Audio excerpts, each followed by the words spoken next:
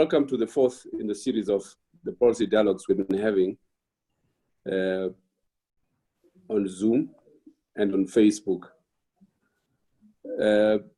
Tonight, we are partnering with the South African Institute of International Affairs. And I'm pleased that we're working together with the SAIA. And welcome to Elizabeth, my colleague, who will be a panelist on this session. The session we're looking at today is the South Africa's policy towards Zimbabwe.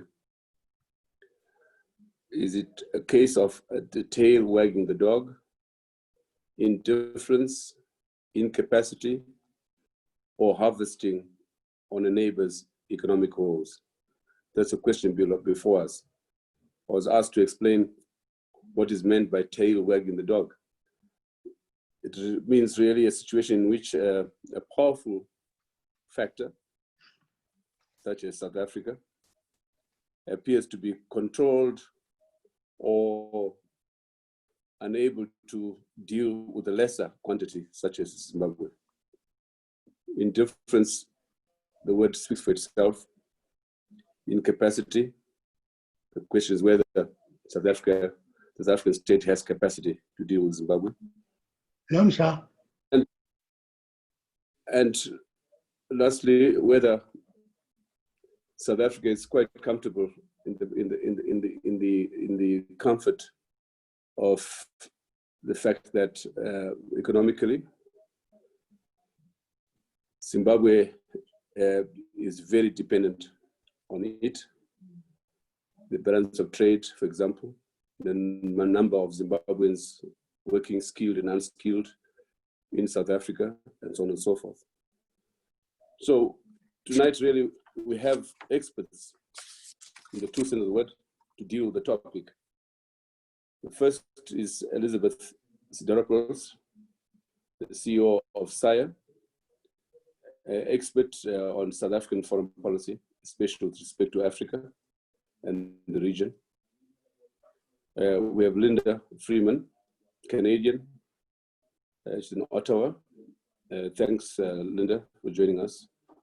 She's a emeritus professor at Carleton. But Linda, I've known Linda since the 80s, went through the Canadian Political Science Association. So I'm glad to have connected. Thanks to David Moore, who put us in touch. Last but not least, we have Tendai Dumuchena, a Zimbabwean South African, whose work as a journalist will, of course, inform the discussion, but also as one who has been a functionary in the government of South Africa for the last 2 decades in the various portfolios that he has been through. Of significance here is that we have Linda Freeman. She's doing a book entitled The Albatross of History, South Africa and Zimbabwe in the Mbeki years. And it would be interesting to hear the comparisons in terms of tackling the Zimbabwe situation between the Mbeki years, Zuma years, and of course the Ramaphosa years. We also have discussants. We've been engaged with the Zimbabwean South African situation. We have P.S. Pigu from the International Crisis Group, which is a very renowned analyst on both Zimbabwe and South Africa. Matata Tsedu, a very senior journalist, renowned journalist in South Africa from the 80s already, and he will certainly give us some sound bites on the nature of the relationships between Zimbabwe and South Africa. Then we have Dumisani Mleya, a Zimbabwean, also a leading journalist, and an astute observer of the South Africa-Zimbabwe relations. And then we have Stephen Groost from SAIA. He is head of the African Governance and Diplomacy Program at SAIA. And last but not least, Nicole Beersworth, South African political scientist, also has been doing research on Zimbabwe. And of course, our very able moderator, Violet Gonda, who will take us through the conversation. Violet. Thank you, Dr. Mandela, and hello and welcome to viewers in Zimbabwe, South Africa, and the rest of the world. As Dr. Mandela said, this is the fourth in this SAPS Trust Policy Dialogue series on Zimbabwe's deepening crisis, and we are looking at what we have to do now. The theme today is South Africa's policy towards Zimbabwe, and the fundamental questions we'll be asking are, why doesn't South Africa use its clout and influence to stabilize a country of such importance in SADC? And also, how does one make sense of South Africa's posture? As usual, we are live streaming on the SAPS Facebook page, and participants watching on Zoom can type questions for our speakers right here, or raise your hands during the open forum later in the program. We will start with presentations from our main panelists, followed by a question and answer segment, and then contributions from a number of selected discussants. It's now my pleasure to introduce our first guest speaker, Elizabeth Sideropoulos, who's the Chief Executive of the South African Institute of International Affairs. Elizabeth. Great, thank you, Violet, and thanks again to Ibo for proposing this collaboration on a topic that certainly in my career at SIRE has constantly been one of the issues that that we have focused on. And thank you also for a very provocative title, Ibo, in terms of the discussion and really unpacking what each dimension of that means. What I thought I would do with my opening remarks, and I'm sure then Violet can dig away afterwards with her questions, is really to look a little bit at where we've come from, but that isn't really the focus.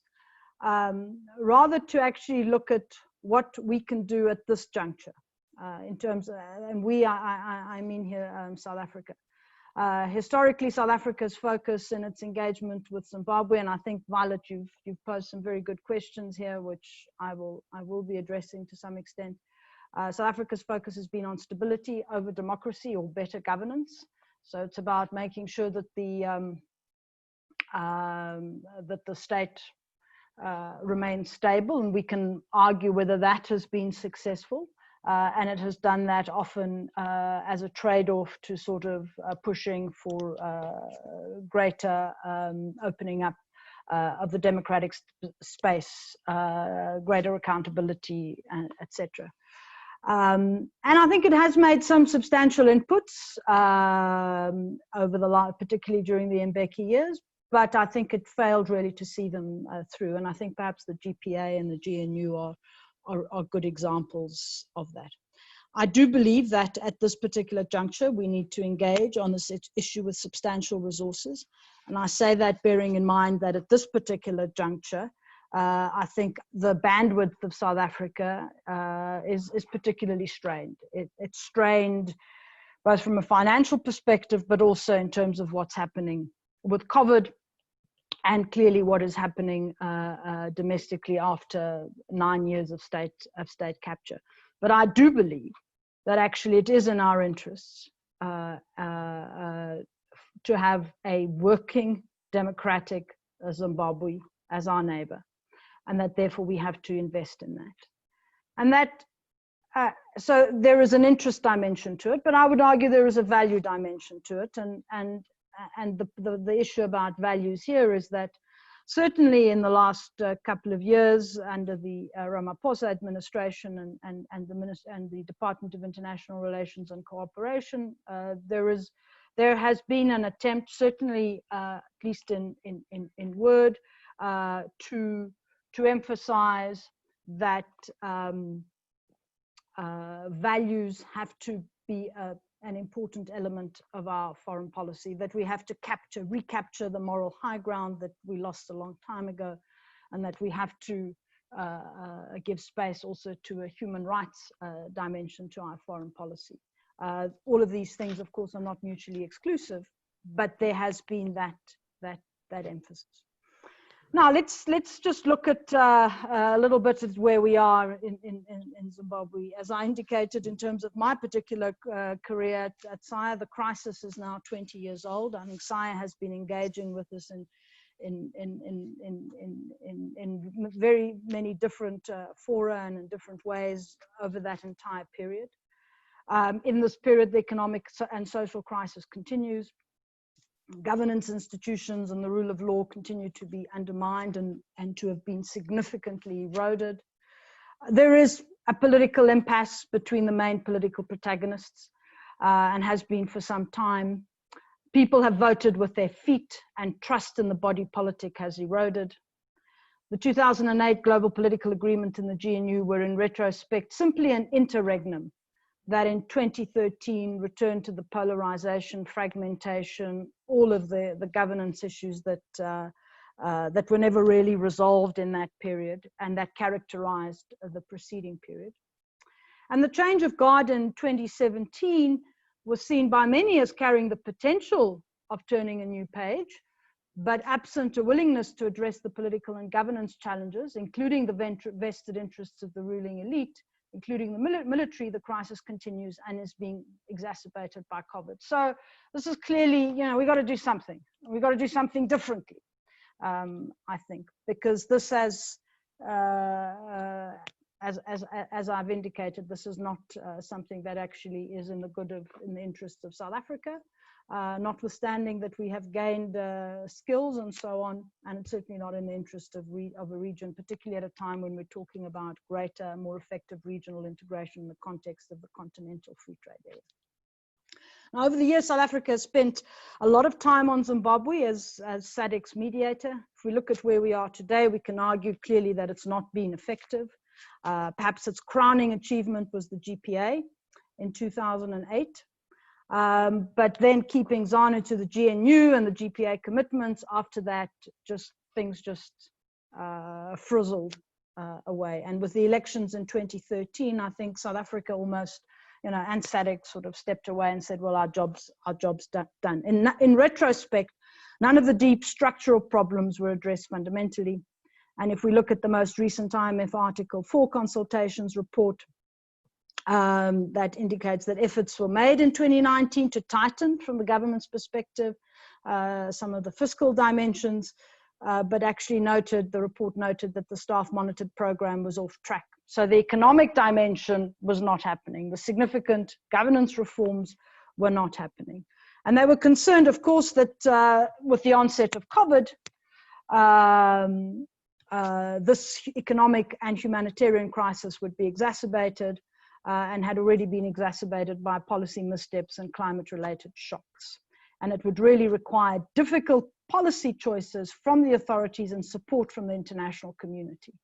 And I quote this because they also made the point quite strongly that there is a need to address governance and corruption challenges, entrench vested interests and enforcement of the rule of law to improve the business climate and support private sector-led inclusive growth. Such efforts must be instrumental, would be instrumental to advance re-engagement efforts with the international community and mobilize needed support. And that's where I'm sort of, if you were seeing my written document, I said emphasis added by me. And I make that point because, of course, on the other side of the equation, both South Africa and SADC have over the last several months made calls for the immediate lifting of sanctions, first in August at the SADC meeting last year. Most recently, President Ramaphosa in April made that point, also called for the lifting of sanctions in the broader context of COVID, and he also called for the sanctions to be lifted in the case of Sudan. So there's been a focus on getting sanctions lifted, more so now under COVID, in order to create more fiscal space for Zimbabwe to be able to deal with this, as indeed it's a challenge that we're all facing.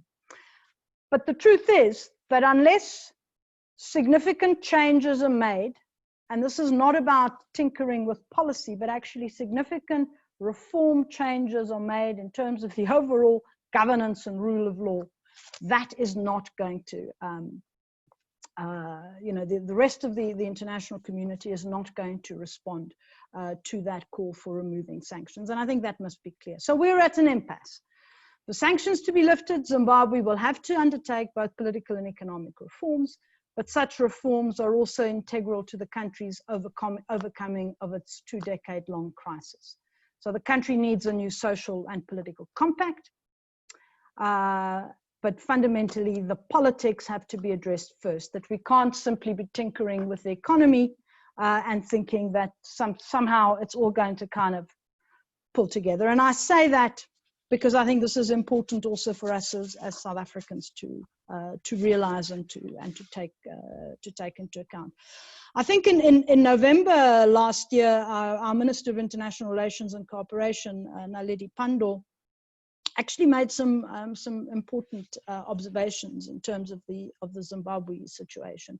Firstly, she said that South Africa should not be arrogant, that it had the solutions to the problems. And I think that's an important, it's an important point to put out there. So yes, we are the bigger neighbor, but we don't necessarily know all the answers. Can we exert more influence? Yes, but we don't necessarily have all the answers. The solution clearly lies with the Zimbabwean people, or at least Zimbabwean people have to be integral to a process that could be facilitated by external actors, but they need to be at the very center of it. She went on to say that it seems clear that even as we support the call for an end to economic sanctions, the political dynamics are inextricably linked to the economic, and thus should be confronted simultaneously. We may have to devise innovative forms, she goes on to say, of institutional collaboration that would help sustain and perhaps restore the efficacy of critical institutions. Okay, so that I think is important. It's recognizing that actually something has to give, something has to change. So the question now is, how can South Africa help, and does it have the bandwidth or the resources? As I indicated earlier, South Africa has an interest in a stable and prosperous Zimbabwe, but it should now be clear that this is not possible without real and lasting reforms. So we can't sort of begin a process and then back away without continuing to put the requisite pressure on the parties to see these reforms through. These reforms will, by definition, if they are done properly and efficaciously, reduce the political and economic power of vested interests. And here, we're talking about ZANU-PF as a party, and we're also talking about the military. This means there needs to be a genuine desire from all sides in Zimbabwe to resolve the crisis once and for all. The question here is, are all the parties ready for such an engagement? If they are ready, what should we do as South Africa? Well, again, I think South Africa should not be arrogant about what we think we can achieve, but equally, we should believe that we can play an active role in helping Zimbabwe. And I think in the last few years, particularly post-2013, I think we have taken our foot off the pedal. Zimbabwe, unlike Libya, does not have to contend with a whole host of external players wanting to exert influence and advance their interests. This does actually make it easier for a meaningful engagement with the parties from South Africa, by South Africa, and indeed by SADC.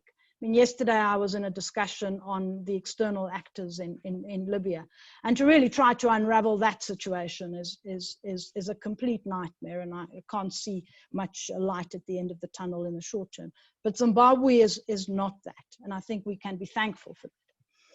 And so this meaningful engagement, and again, you know, South Africa has had various meaningful engagements, but at the time focused on quiet diplomacy, focused on recognizing that we can't push too much because we respect the principle of non-interference in the affairs of another state. We also have sort of concerns. I think the government at the time did have concerns about the rise of a trade union movement and what that might mean if there was regime change. But the fact is we need to actually reopen the way in which we've engaged with Zimbabwe. And at this point, it does have to be tentative. Because I think it's really about testing and seeing how we can build consensus for a process that brings all the parties back to the table again. So this is not about saying you have to do this, you have to do that, but it's about really beginning a process, a series of informal discussions with all the parties individually, but not just government, including the MDC, including civil society formations. I know that many of these civil society organizations often battle to get appointments at DIRCO. I know because they come through Joburg, they come through Pretoria, and we often have discussions with them, and they battle to actually get a hearing. And I think that's a problem. There seems to be a discomfort among the South African government officials to engage meaningfully with the sector outside government. We should make it easier to help inform our thinking about how to resolve this long-standing impasse. There also needs to be hard discussions with ZANU and the military. South Africa can certainly play a role in helping to remove sanctions, but it can only be successful if there is meaningful change. If it has something to put on the table in its engagements and its negotiations or discussions with, not negotiations, discussions with the international community. The external community will not do anything unless it sees significant changes in the way Zimbabwe is governed. And so here there could be a sort of I don't want to use the word symbiotic, but an interlinked relationship that actually helps to advance both better governance as well as then addressing the external environment and the sanctions. The objective would be to bring all the parties together around the table at a later stage with the informal engagements intended to lay the foundation, because currently the climate is not there. Second, and I've made that point and I'll make it very quickly, South Africa really doesn't have the resources that it had in the early 2000s. It cannot provide any financial assistance or use that kind of assistance as an incentive. And COVID, I think, has made that even more problematic. The most recent figures show that we've lost 3 million jobs in the last few months.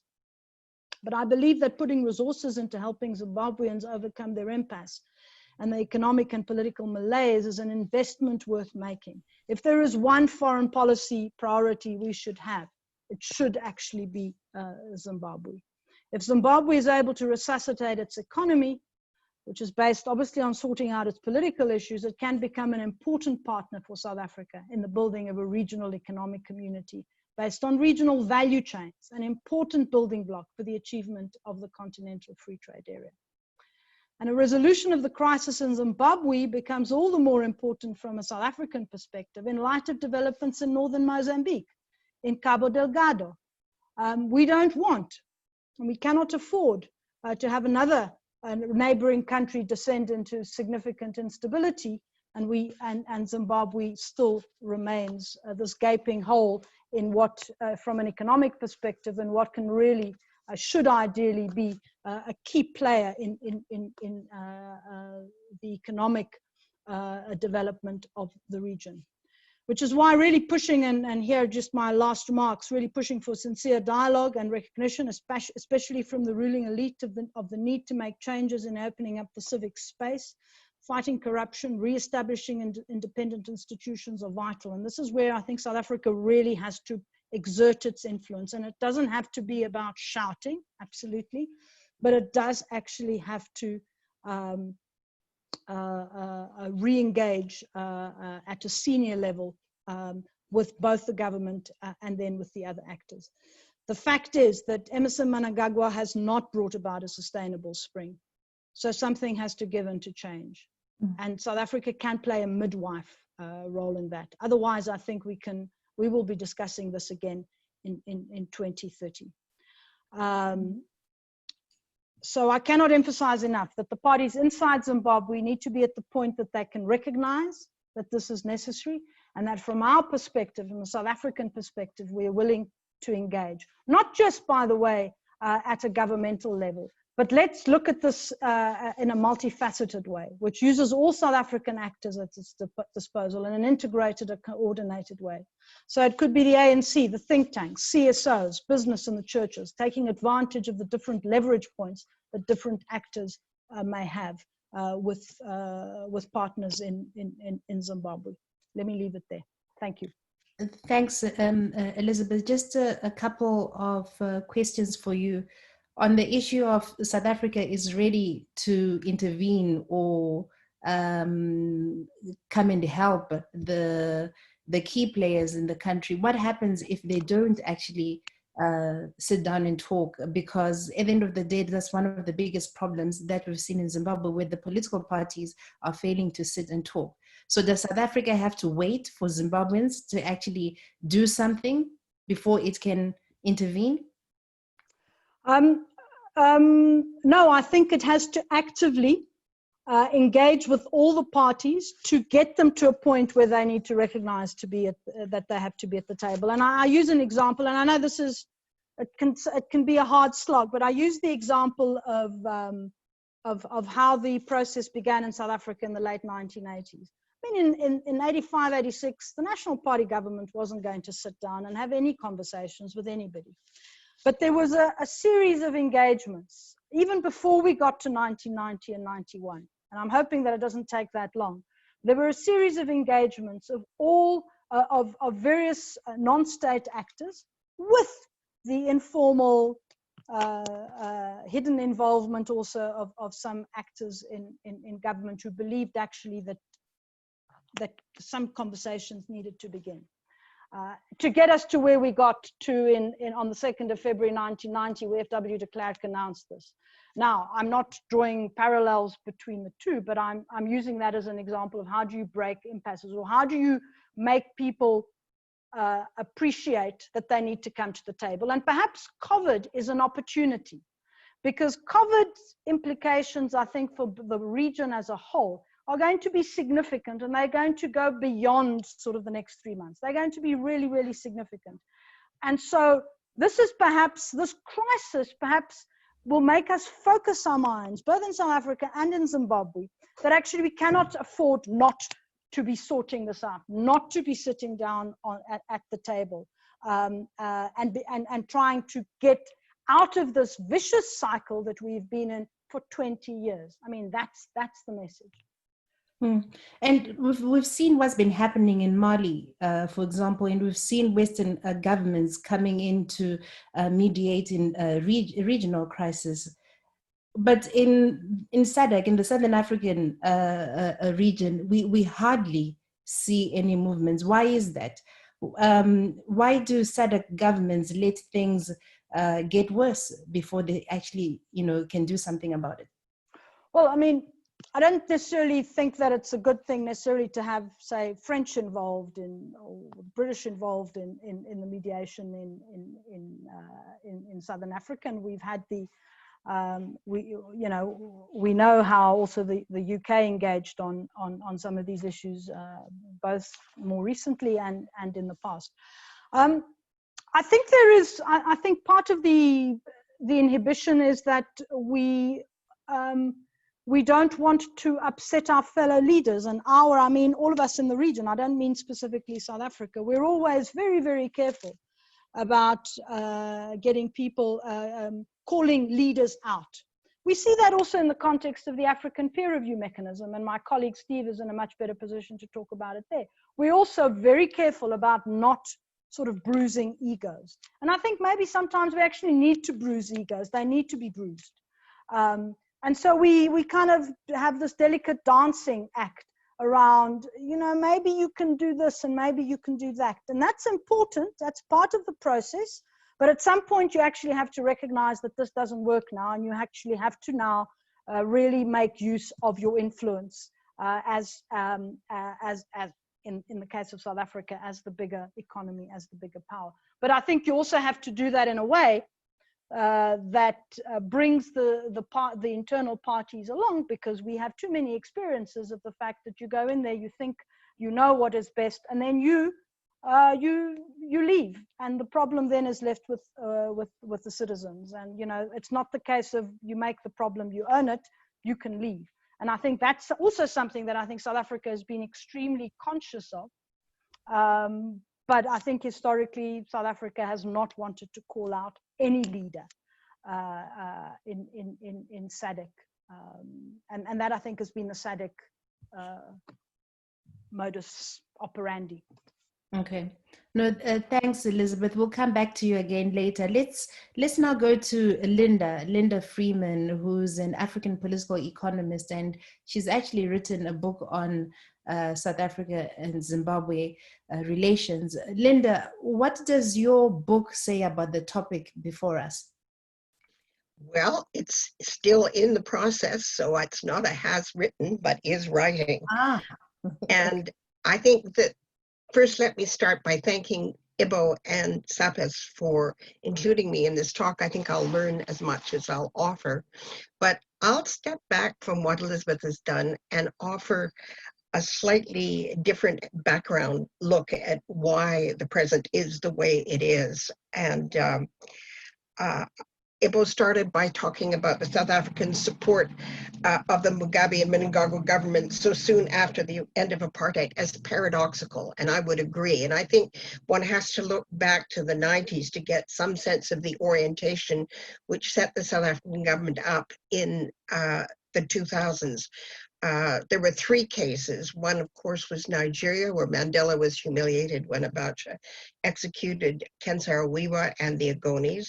The second was the military bungle in Lesotho, and the third was the debate in SADC over intervention in the DRC. And from this, three lessons were taken. And the first was never stray out of the African consensus. And I think that's what Elizabeth was talking just a minute ago about. The second was never even to begin to consider taking on the Zimbabwean military. They did so badly against the Lesotho military that obviously that wasn't on the table. And the third was at all costs to avoid getting into a quagmire like Zimbabwe did in the DRC. And I think that predilected Mbeki to take the approach that he did. Now, he was centrally concerned with supporting fellow liberation movements all over the region, but particularly in ZANU-PF, even though they'd had a rocky relationship for 2 decades after apartheid. And I think that much revision of history ensued, but nevertheless, that was the commitment that Mbeki talked about over and over again in his ANC Today articles. And so I think we have to take it seriously. And in service of that, he abandoned the moral approach of South Africa's early years, the Mandela years, which he hadn't agreed with anyway, even though it cost him Western backing for NEPAD and also his desire to be the voice for Africa. That clearly went into the ditch in the early 2000s on this issue. So in terms of the options which were given for us to consider in the forum today, I would agree with tail wagging the dog. Mugabe regarded Mbeki as his junior. Mbeki always went up to Harare for discussions, whereas in the past, in the old apartheid days, Ian Smith was summoned to Pretoria. I think the difference is symbolic, but it said something. Mugabe regarded Mbeki as his junior. He reneged on agreements that he made with Mbeki. The airplane would hardly be in the air before Mugabe disavowed everything he'd agreed to. He made a fool of Mbeki over and over again, and Mbeki did not use the tools that he had available. He accepted it, and it was almost like the vision of a battered wife in an abusive relationship. Certainly, given the effort which Mbeki put into finding a solution, you can't call his approach a product of indifference. The intensity of his effort, however misguided and fruitless, does command respect. And I think more so than any of his successors as South African president. As to incapacity, I don't think so. I think the general approach which was adopted was what limited the options for the South African government. And the final option, the economic benefit for South Africa of Zim's economic woes, with the collapse of the Zimbabwean economy, obviously some industries in South Africa benefited, the retail sector, manufacturing, agriculture, mining plowed ahead as it always had. However, I think that if you look at the climate for business in Zimbabwe, ranked in some years as the fastest shrinking economy in the world, it was hardly enough to drive South African government policy. at least in the short and medium term. And price controls, the prospect of indigenization, the absence of the rule of law and property rights, all of these things heightened the precarious nature of doing business in Zimbabwe for South African firms. Operating in an economy where power and fuel shortages and foreign currency shortages and inflation limited the possibilities for growth. So I guess my conclusion on this one is that South African corporations took advantage of the opportunities presented by the crisis, but they'd have done even better had Zimbabwe stayed on an even keel. Generally, as Zimbabwe had been Southern Africa's second most diversified economy, its economic decline in the 2000s has had a major negative impact on South Africa and the region. So I think that we can put to rest the notion that this was a sort of conspiratorial effort of South African capital to reap benefits out of a collapsing economy. Some did, but I don't think as a whole it drove policy or has been all that great. I mean, people who had farms and wildlife conservancies, they were taken over, expropriated in some cases, and are still fighting for their property. The larger question of why the South African government didn't use its clout and influence to stabilize a country of such importance in SADC, I think Elizabeth's already covered this. In the Mbeki period, the government stated over and over again that Zimbabweans could solve their problems while at the same time, they provided substantive backing for the ZANU-PF government and adopted a patronizing and dismissive attitude to the opposition. So this notion of keeping hands off was a bit of a smokescreen. None of Mbeki's successors has deviated from this position, not Multilateralism, nor Zuma, nor Ramaphosa. They all have made very clear where their loyalties lies. There's never been much follow through. If you think of after Multilateralism's report, zero was done. Why is Pretoria unable or unwilling to put pressure on the regime in Harare in terms of democracy, in terms of the integrity of its finances and resources and so on? I think, unkind as this may seem from an outsider, and I apologize if I'm stepping on toes here, but after Zuma, one may say that the South African government under Ramaphosa is struggling to put its own house in order on all of these fronts. The larger conclusion, which I'll end with, without exception, is that the dominant position of liberation movements in power in Southern Africa, and I say this as someone who spent most of her personal and political life supporting them in earlier decades, have proved both Lord Acton and George Orwell right. Absolute power corrupts, absolutely, and the parable of Animal Farm has been borne out by history. Hence the tentative title of my book on South African Zimbabwe, The Albatross of History. Thank you. That's very interesting, Linda. And already we are receiving quite a lot of comments online and offline. And one that I've just received on WhatsApp says, what kind of regime does South Africa see in Zimbabwe? Some of us see a military regime with a civilian face linked directly to the November 2017 coup. The fact that South Africa and other actors approved of the coup was a mistake. Do you think so? And also they're going to say they can't help to resolve the crisis in Zimbabwe unless they identify the type of regime they are dealing with. What can you say about this? Well, I think that's true. And Ivo is the expert on this. He called Zimbabwe the securocratic state. And I think that there's no question that the fact that Mnangagwa came down to South Africa and was in discussion with senior people in South Africa before he returned in triumph to lead the government. I think as long as you have that military and ZANU-PF alliance, however shaky it is, you know, one could see future coups coming up. I think that talk of a transformation and a kind of very important conversations that Elizabeth was talking about with civil society, with the opposition, which although I think over and over again it's shown to, in the past, definitely, if one looks at elections like the one in 2002 without question, had the majority support, are treated as rather well, they're dismissed as not being quite up to par, that they shouldn't be at the table. They're certainly not given consideration. In those early years, Mrs. Dlamini Zuma, even Mbeki, Jacob Zuma would come to Zimbabwe saying they were negotiating, and the MDC would hear about it on the radio.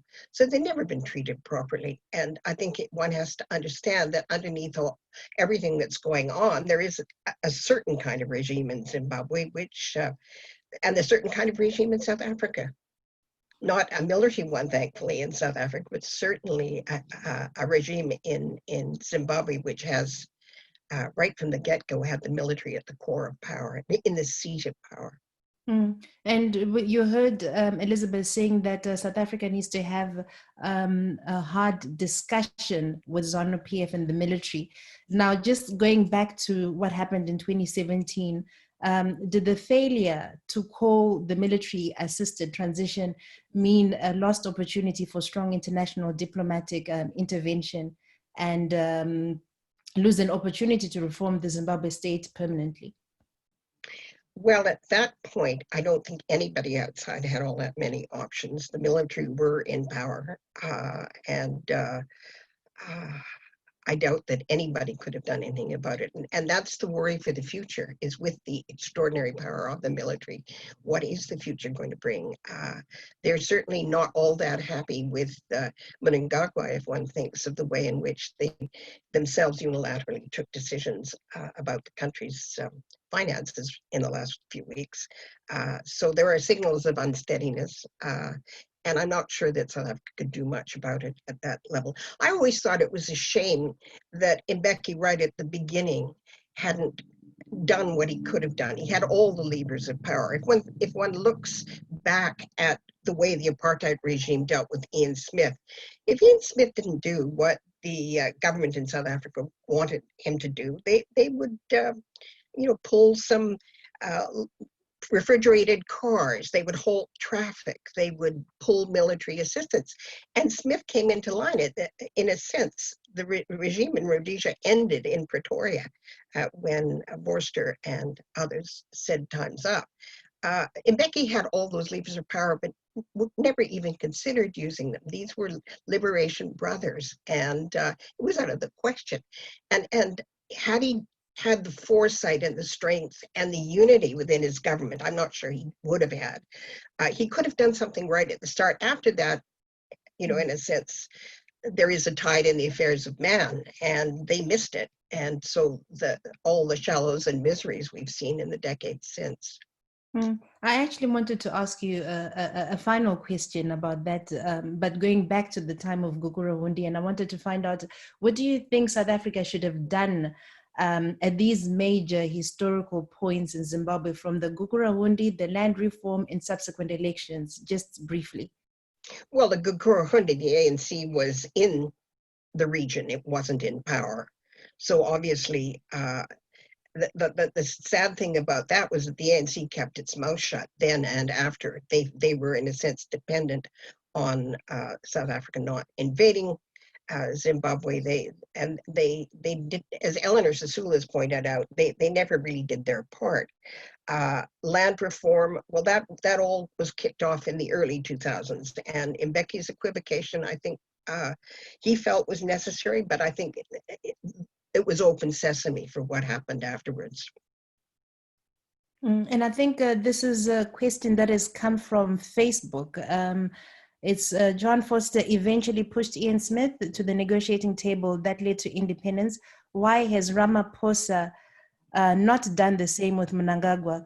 Will we ever have frontline states to assist Zimbabweans who are now standing alone against an armed and militarized government? The dismal answer is, that they wouldn't. And they defended their choice. I mean, Mbeki was very, very clear. He was in alliance. He kept defending this policy of talking till the cows come home, and indulging Mugabe when he had all the levers of power. But they were new in power. I think that's part of the story too. They didn't use what they had. They didn't have the strength and foresight. And I think it's a rare leader who has the intelligence and the strength to do that, to take that major step, and as he didn't, then the rest followed.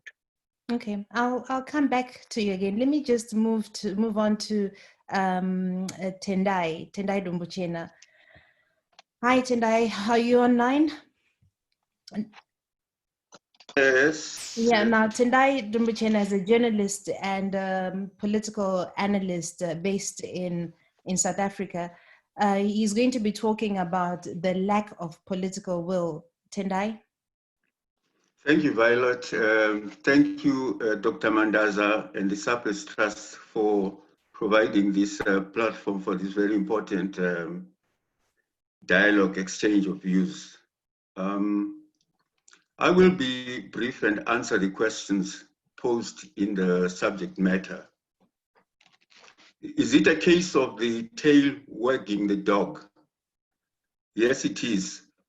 I'm glad that Linda referred to the relationship between Mugabe and Thabo Mbeki, with Mugabe seeing Mbeki as junior.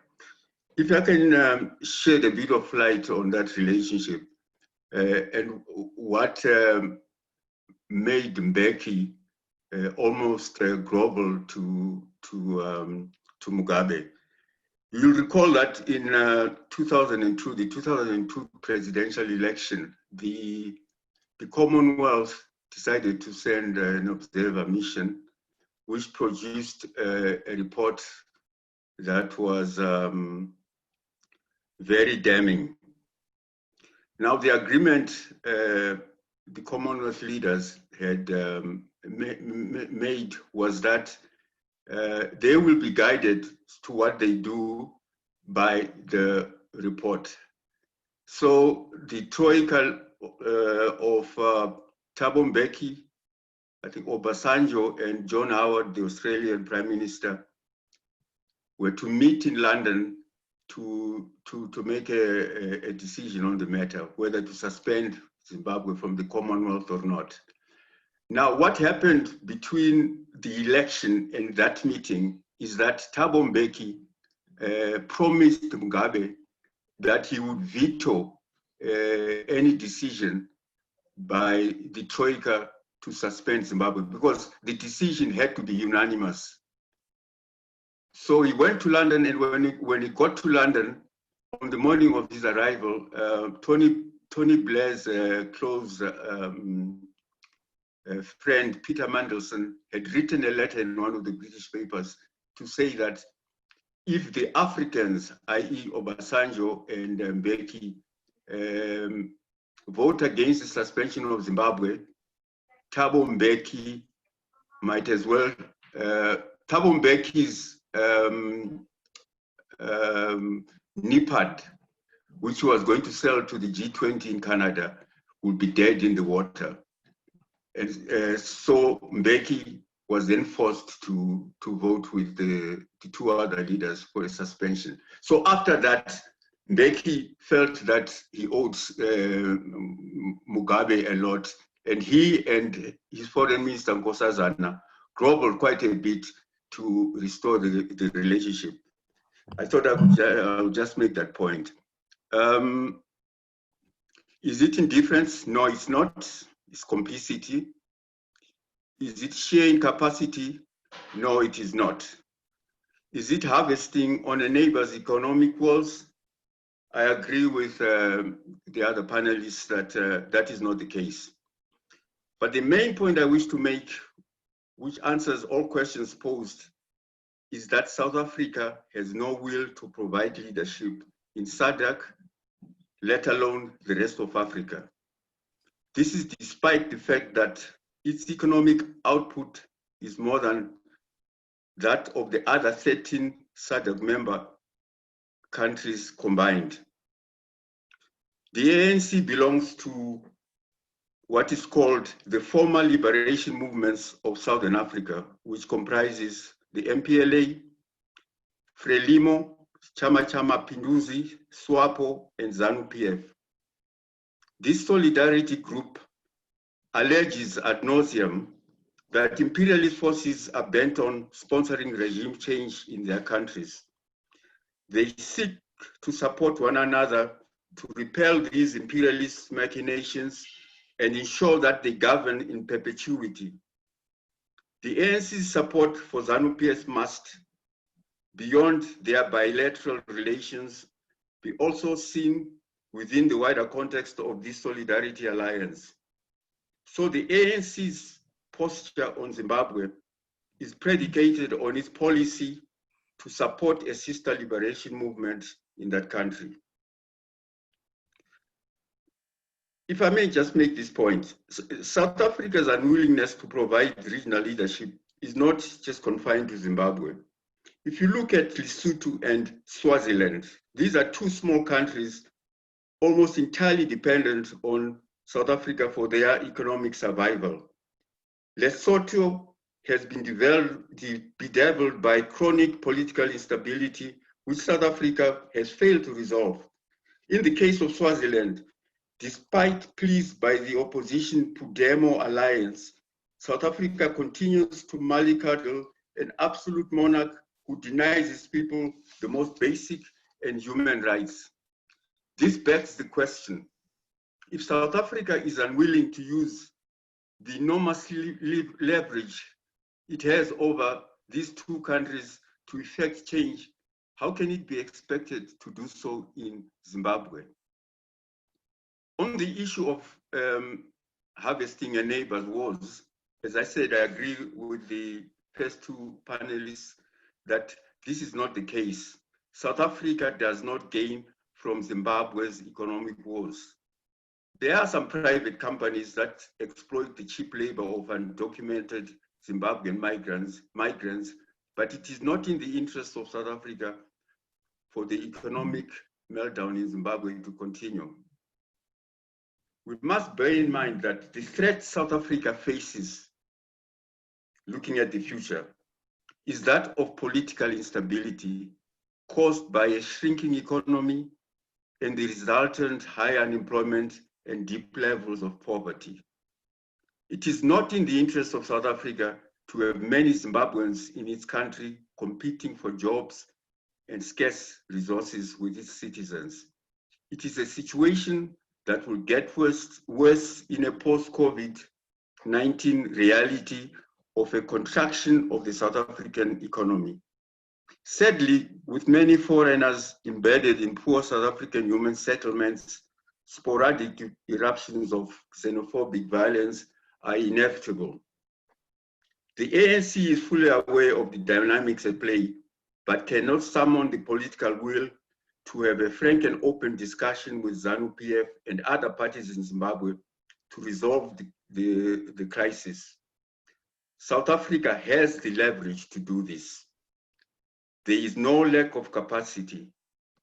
In 1974, the apartheid government used this leverage to force Ian Smith to release black nationalists from detention to open the door to a political settlement based on universal adult suffrage. That leverage still exists, but what is absent is political will on the part of the ANC to use it to nudge ZANU-PF towards a genuine dialogue with all parties to end the crisis. The politics of solidarity seem to trump everything. The current posture of the South African government of Zimbabwe is irrational and inimical to its own interests. South Africa needs Zimbabwe and other African countries to prosper economically, for its companies to trade and invest in a market crucial for its economic expansion. I end there.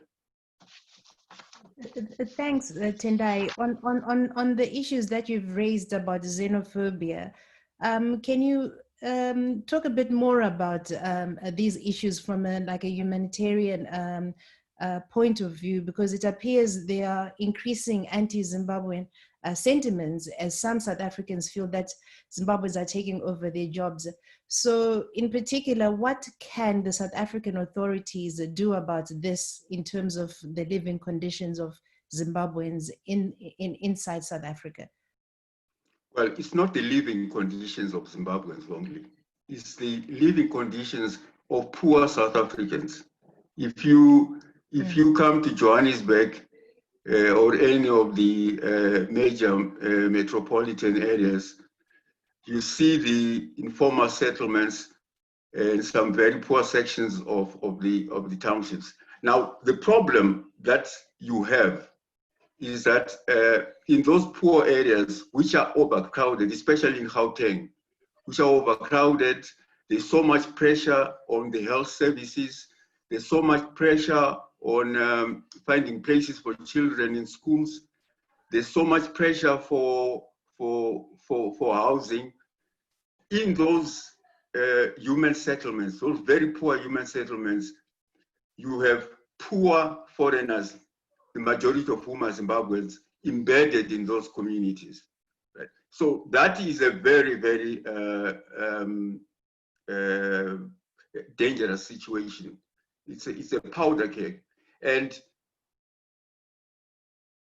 as I think Linda and the previous panelists said, the South African economy is in very bad shape, and things will only get worse because of COVID. And those people, the pressure on those people will even be harsher. That is why I say that the eruption of xenophobic violence is inevitable. So, but what options does South Africa have in a situation like this? At the moment, Do you have? Well, South Africa doesn't have many options because there are no resources to better the lives of these people in the informal settlements and in the townships. The likelihood that the situation will get worse. Municipal governance in South Africa is very, very poor. Levels of corruption are very, very high. So to be honest, there is no way one can be optimistic about the living conditions of those poor people, both South Africans and the foreigners. But what I'm trying to say is that in those situations, the local people will blame the foreigners and hence the violence. Okay. Thank you, Tendai Dumbuchena. Let me now go to our discussants and start with Piers Pagu, who's with the International Crisis Group. He's a senior consultant for Southern Africa. Piers, could you start by perhaps talking about the South Africa's foreign policy towards Zimbabwe and linking that with what Elizabeth was talking about earlier? Well, I mean, I'm wondering, Violet, if we can't look at a bit more of a forward-looking agenda now in terms of what's feasible. And I wanted to leverage off the clear pivot in South Africa's narrative in terms of its foreign policy. In November, with Naledi Pandor making the statement, which effectively pushed a focus on governance and connecting the political with the economic. And I think this is an important shift of intent. This now, of course, has not been translated into any kind of policy position yet. This is something still under discussion within the South African government as they explore ways to see how they can influence and to use Mr. Dumbuchena's terms, to nudge Zimbabwe forward. Of course, you're not really dealing with an administration in Harare that wants to be nudged forward. You're not dealing with an administration that wants to have a proper conversation about the issues of sanctions and so forth, where South Africa could possibly play a role. So what can they do in this situation? I think one of the big challenges coming out of Zimbabwe is that you have this polarized narrative. On the one hand, with critics internally and externally pointing to reform deficits on multiple levels, and the Zimbabwean government on a regular basis wheeling out claims of progress around reform, these little government matrices that they send off to people and so forth. And there's been no basis for a discussion between the two sides, so to speak, around what reform really means. Now, and that in turn frustrates and adds to the opacity around what developments there really have been on the governance front. The tendency has been to fall back into fairly crude allegations. Nothing's happened, or no, everything is under is being attended to. I think, a useful thing for the South Africans to do right now. And then they should also bear in mind that they have a serious credibility issue in Zimbabwe in terms of the concerns that many have as to whether they have been honest brokers in the past, and there is a legacy to that past, sometimes still popping up in terms of how they have been biased in favor of ZANU-PF. Now, there's a series of binational agreements between Zimbabwe and South Africa. These need to be publicized. They need to be clear on exactly what those areas of agreement are that have been put together, 30-odd plus agreements there. And there needs to be this needs to be a framework also for South Africa to examine for itself the extent to which the Zimbabweans are moving on the governance issues that not only Naledi Pandor, but we saw our own Ambassador Mbeki, raising that in the Poland Economic Summit earlier this year. Governance is South Africa's new sort of leitmotif for engaging its foreign policy beyond Zimbabwe as well. And I think governance is the lens which Zimbabweans and others need to attach a range of issues, from human rights issues, institutional integrity issues, and so forth, in order to lock down the focus on these specific issues. Because I think what we've seen with President Mnangagwa and his administration is an endless stream of claims, but no real interrogation of the substantive concerns that have been put on the table by a range of domestic constituencies, echoed by the international community and recently this year by the international financial institutions. Only in this way can we actually have an honest discussion about what's going on. And I think South Africa does have a particular opportunity to facilitate shining the light on these issues. This is something that the Zimbabwean government does not want to do. This is not intervention. This is not a violation of sovereignty. And it's something, of course, which would echo, I think, very strongly with Zimbabwe's own constitutional principles and values. Thank you. Yeah, but still, going back to my question to you, because I think it's important also, and I think Tendai also touched a bit on liberation solidarity, and I see some comments in the chat room where Martino Chachao says South Africa does not have the will to provide leadership in SADC or in Africa, and they're asking, but why? So can you go back to that question, and also can you tell us about the Kampepe report, which was published later after pressure from NGOs and some people like you, because it's these kinds of things that people then say South Africa is not quite serious about wanting to intervene and stop with the partisan interventions. What can you say about that? Well, I think, as I was saying earlier, the current situation, we're dealing with a legacy of mistrust and one which is well earned in many respects. If I could deal with that Kampepe issue first, that South Africa, its leadership has been consistently seen to effectively cover up its prejudice and its bias at a number of levels. The Kampepe report, well, it's a report that was written by two judges, former Deputy Chief Justice Dikgang Moseneke and Constitutional Court Judge Sisi Kampepe, who were dispatched to Zimbabwe for the 2002 presidential elections.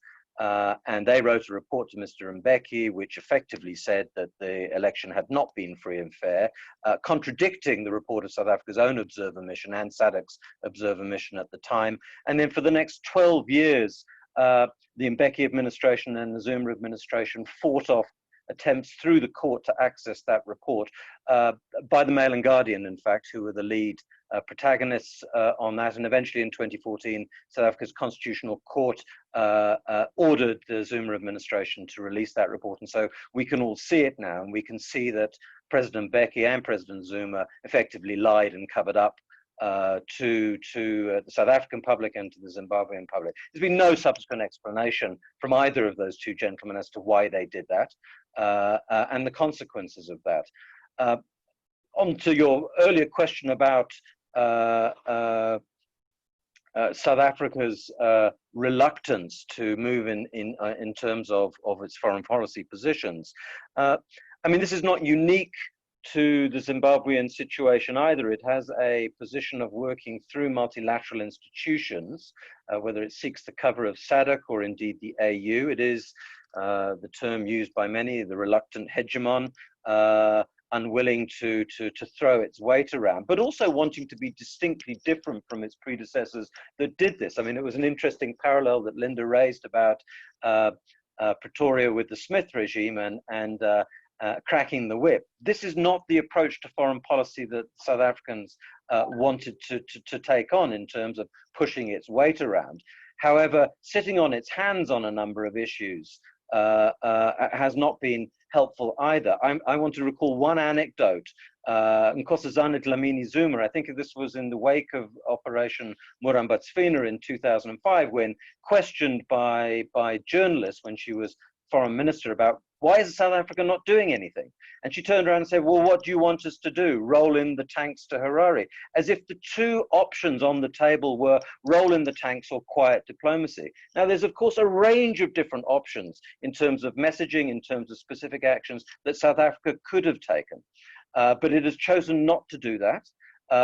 It has also chosen to hide behind a notion of liberation solidarity, which is a revisionist position in many ways. And let's also be clear, when the ANC takes a position on something, it doesn't necessarily mean that in its foreign policy, that necessarily extends through to the actions of government. And Swaziland is the key case where the ANC for some time has been pushing for a much harder line by the government on the autocracy in Swaziland. So, you know, these lines are not clear in any way whatsoever, and it does go down to the political will of the key individuals that have taken responsibility for Zimbabwean foreign policy, which has essentially been in the presidency, not adequately inside DIRCO, and I would imagine also unfortunately polluted by some of the political thinking of key individuals within the security and intelligence establishment in South Africa as well. Thank you. Right. Thanks, Piers.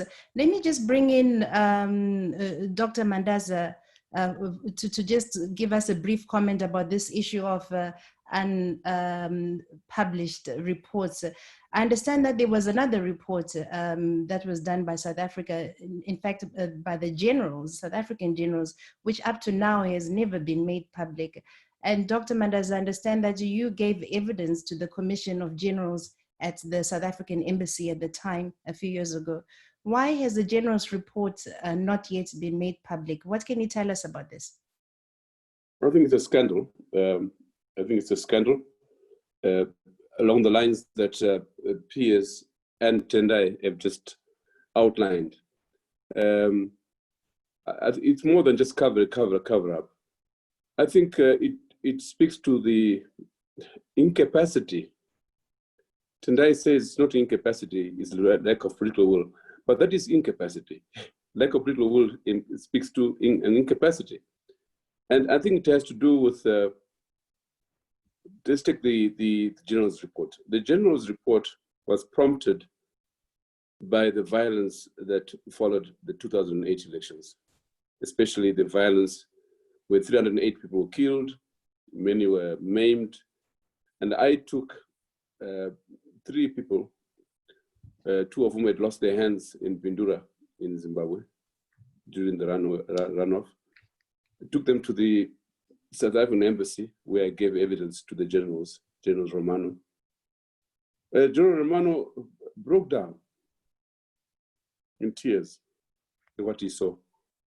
And he said, I can't believe a liberation movement could do such a thing. And I think, and I was fortunate that I traveled with him back to South Africa. I was going to a meeting in South Africa, so we were on the same flight. And he gave me sight of that report. The report was really detailed. And I think it is those details that shocked Mbeki and his government, especially juxtaposed as it was with the level of inaction, not only inaction, but a level of complicit behavior on the part of Mbeki in particular, in the manner in which he sought to cover up the excesses of the Mugabe regime in 2008, and even cover up of what was a coup, in fact, in 2008, when Mnangagwa and Chiwenga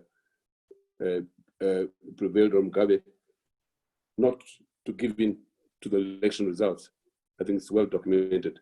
But so I want to say, really, it has to do with either level of arrogance on the part of those in charge of foreign policy at the time in South Africa. And in this regard, I think it is a kind of a fear to confront realities as they are. In private, South African government officials will admit that there is everything wrong in Harare, even at the highest level in South Africa. But they are unable to translate that into a policy.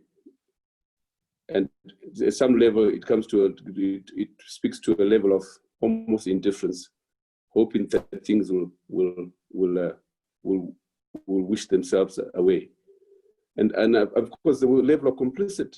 I mean, Linda spoke about Zuma meeting Mnangagwa.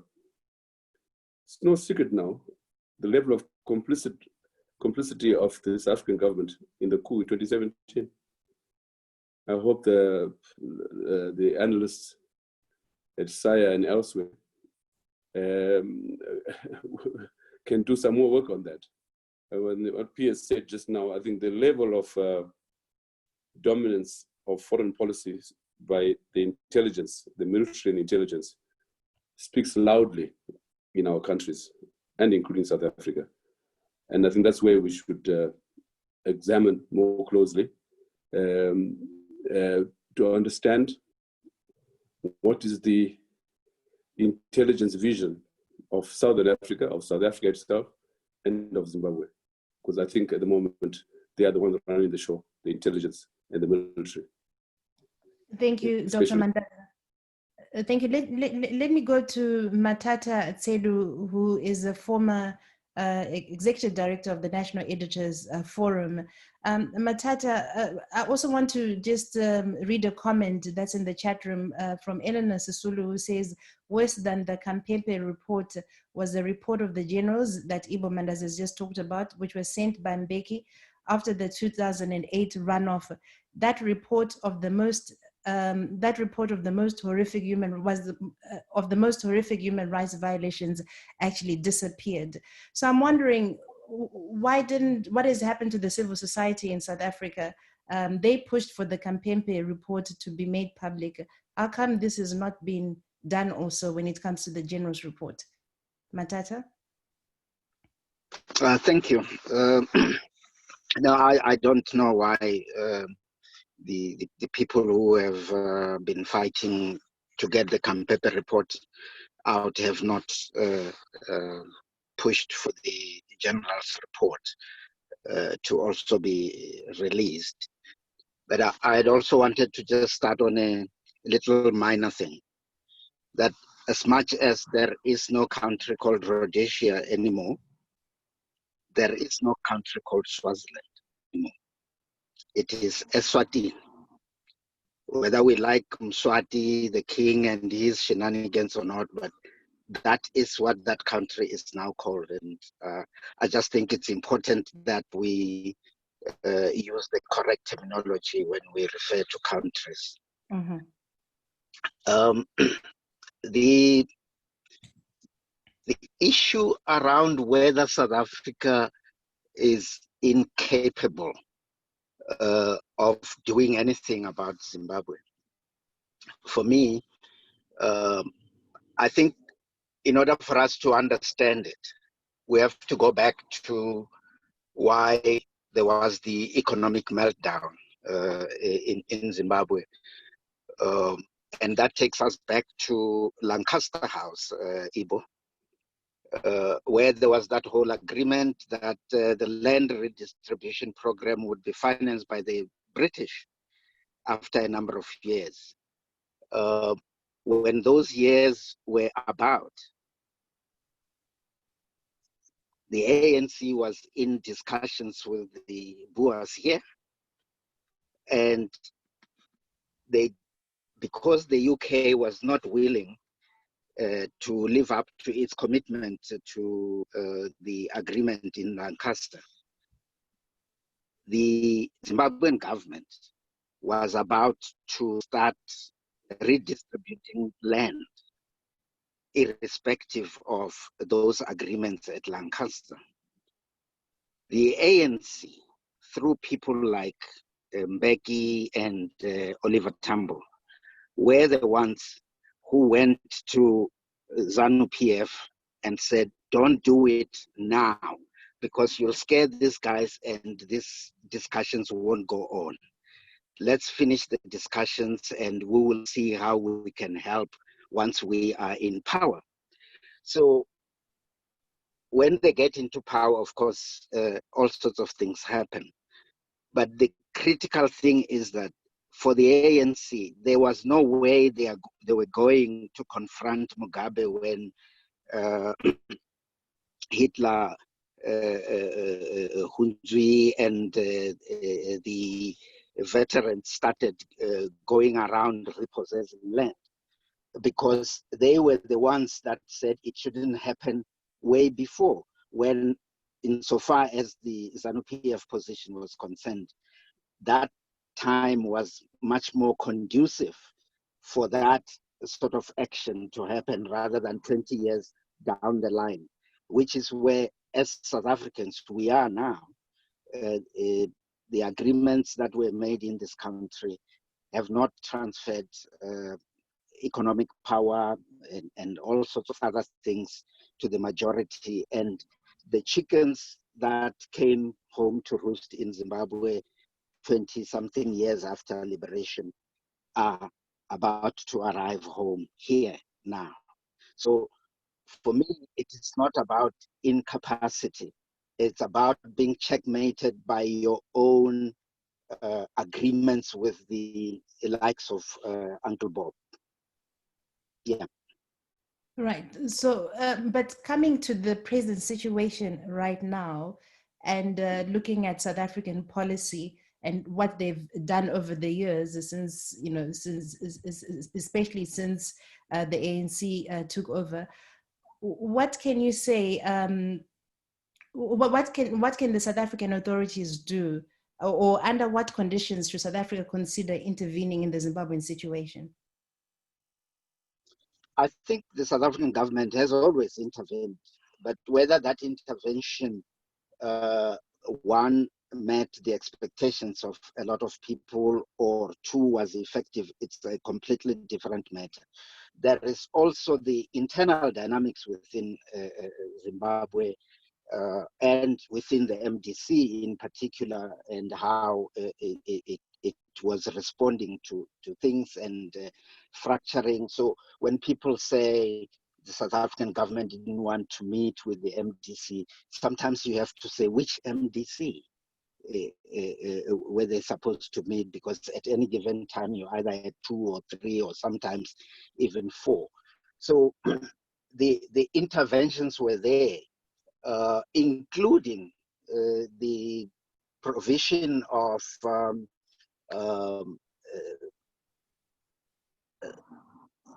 for ZESA, for example, to access electricity without necessarily paying for it immediately, just to make sure that the economic situation doesn't really collapse immediately. So there are people who seem to think that maybe the tanks can roll over Beit Bridge into Masvingo and bring a different kind of regime change. It is not going to happen, both for the reasons that Tendai mentioned around the solidarity of liberation movements, but for me, particularly because for the ANC, it is totally compromised, because it is the one that said to ZANU-PF, don't do certain things now because you would scupper our ability to become a government in South Africa. But does quiet diplomacy require silence about gross human rights violations? And in fact, No. to add to that, Eleanor Sisulu has written a direct comment for you. She says, Matata, I have doubts about that story you mentioned. The only source of that story seems to be Mbeki. In any case, South Africa did not have to oppose the land distribution. It could have confined itself to opposing human rights violations. What can you say about that? No, I mean, Illinois is my sister. I don't want to say that she's entitled to her doubts. But that is probably my answer.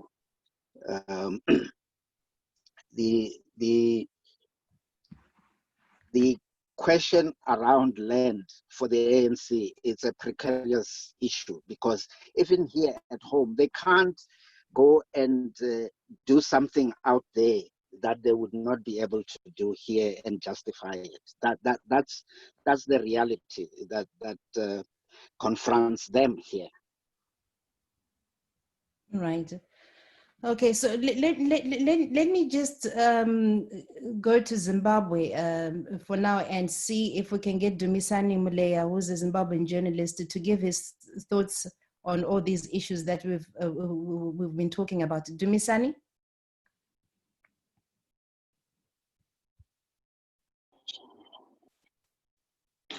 Hello. Hi, Dumisani. How are you doing? No, I'm fine, Violet. How are you? Good, good. Can your initial thoughts on all that you've been hearing now? You've covered the Zimbabwean crisis for many years, and also, you know, the role that South Africa has had in all this. What are your initial thoughts? Well, my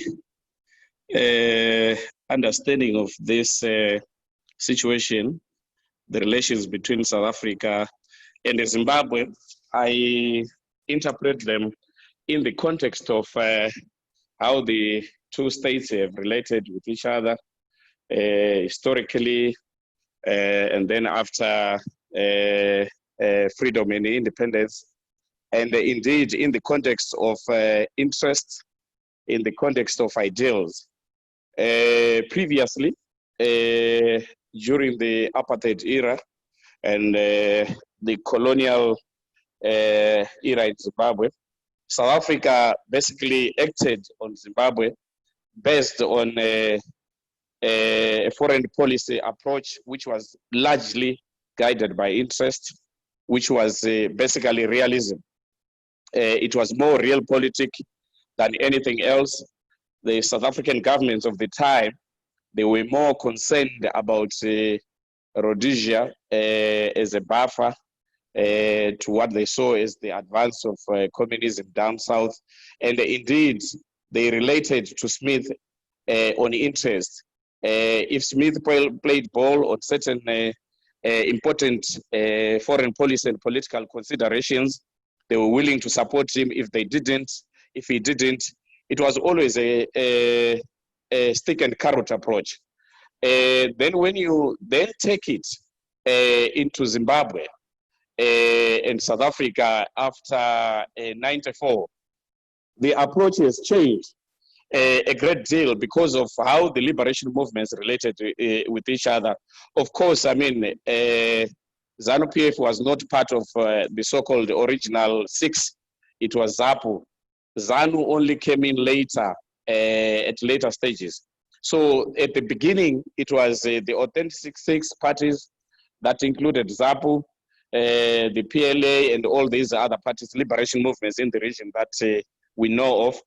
But how then Zimbabwe relates to South Africa after 1980 becomes a different story from how apartheid South Africa related to Rhodesia. After 1980, the ANC, which was a ZAPU ally during the struggle, in other words, not the ally of the ruling party in Zimbabwe or the party that won the elections, it then sought to realign itself to the new ruling party in Zimbabwe. In other words, to build a new relations with the ZANU-PF from out of Lusaka, OR Tambo, after Mugabe had won the elections, he sends Thabo Mbeki down to Harare to see Mugabe to find out if Mugabe was willing to cooperate with the ANC to further the struggle. And of course, Mugabe, seeing that Mbeki was not so much of a senior cadre in the ANC at the time, he then delegates Mnangagwa to deal with him. They try to forge a relationship. But what then happens is that Mugabe was not willing to support the South African struggle beyond political and diplomatic and moral support. He refuses to offer the ANC, the MK, any bases in Zimbabwe. And the relationship is developed within that context. When things started going bad in Zimbabwe, the ANC approach or the South African government approach then becomes an approach that is guided by its own foreign policy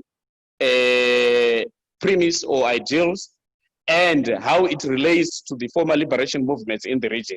First of all, South Africa internally, in terms of its own foreign policy, it is a country that clearly believes in multilateralism. It doesn't believe in unilateral interventions insofar as issues of other states are concerned, unless if it has mandate from multilateral partners. It also wants to be seen as the voice of Africa, to be seen as the new voice of Africa. It has been accommodated in international platforms on that basis. So what it seeks to do is to get consensus insofar as approaching questions, foreign policy questions, complicated ones on its doorstep like Zimbabwe. So that's how South Africa has been proceeding. It has been trying to approach the Zimbabwean question based on consensus, which is different from, for instance, how Foster dealt with Smith. That was unilateral. It was based on idealism, based on interest. South African approach is not based entirely on interest in Zimbabwe. It's based on a mixture of that history of the liberation movement. It is based on its, in a limited way, on its economic and commercial interest. But most importantly, it's based on idealism and ideological considerations. That Zimbabwe is one of those fraternal countries, we're brothers, we're sisters. So how we deal with the question of Zimbabwe must embrace all those considerations. Realism is much down the pecking order when South Africa approaches Zimbabwe. That is why you then see that what the people on the ground, like Zimbabwe and average Zimbabwe, expecting South Africa to apply a real politic or a realistic approach, a realism-based approach in resolving the Zimbabwean question is not happening. Because South Africa, in terms of its own fundamentals in its foreign policy, they are not rooted in realism in dealing with the questions of foreign policy. They are based more on the ideals and the multilateralism. So that is complicated how you match the expectations between the Zimbabweans, what the Zimbabweans want, and what the South Africans can potentially do. And of course, there's also the question of deliverables in terms of capability. Yes, South Africa is a big economy, it has a big army, it has huge capabilities compared to Zimbabwe. But the question is, are those capabilities deliverable in the current context of what its foreign policy premise is and how it approaches the Zimbabwean question? The answer is no. But for Foster versus Smith, it was deliverable because it was about interest and realism. To say, we're just gonna deal with the Rhodesia insofar as our survival as the apartheid state was concerned. These are no longer the same concerns. So bringing it up to speed quickly about what is happening. Don't expect South Africa to take a realism-based approach on the Zimbabwean question. Expect South Africa to continue pursuing the Zimbabwean question based on the premise of its current foreign policy. Its current foreign policy is multilateral based, it's ideals based, that is your governance, your human rights, that is your democracy considerations. But it wants consensus around Zimbabwe. South Africa does not want to be seen as imposing its will on the Zimbabwean question. And necessarily that translates in interpretation to lack of will, political will, and other realistic or effective instruments of approach. So Dumisani, that's what I wanted to ask, that do you think that Zimbabwe is taking advantage of South Africa because Zimbabwe knows that South Africa will do nothing? Yes, yeah. South Africa it clearly is taking advantage because it understands. No, Zimbabwe. I'm saying, do you think Zimbabwe is taking advantage because it knows that South Africa will not do much? Yes, Zimbabwe knows that. It knows that South Africa is not going to do much beyond talking. It knows that Zimbabwe is not going, South Africa is not going to do much beyond persuasion because of those historical issues, because of its economic and commercial interests, and because of the premise of its foreign policy, which is approaching questions like this based on multilateralism and the negotiation and diplomacy. You can look at Sudan, how South Africa approached it. You can look at the Comoros, how South Africa approached it. When it was at the UN, you can look at how it approached questions even far afield as those of Uzbekistan and Belarus and Myanmar, Burma. It's the same approach as they are applying to Zimbabwe. Okay, I'm going to come to Stephen Grust next, but before we do that, I see that there's a lot of chatter about what Matata had said earlier on. Let me just read some of the chats, and then maybe we can ask Dr. Mandaza to briefly come in and give us his views on the Mbeki land issue. Let me just read a bit. Sorry, just bear with me. I can't find the chats. You may speak to it anyway. Sorry? What are you looking for? Can I speak on that issue? Yeah, Dr. Mandaza, you can go ahead. I think, as Eleanor Sisulu said, there's no corroboration at all to make his narrative about the land issue in Zimbabwe. In fact, I would go further and say that it's a false narrative.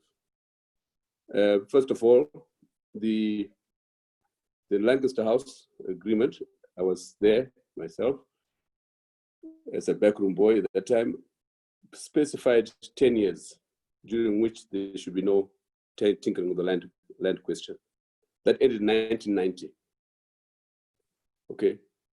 There was nothing to have stopped us, not even the Lancaster agreement, to us as a government, and I was in government too, to have done something about the land, except one important factor, which was that the nationalists, Mugabe included, did not believe in land reform.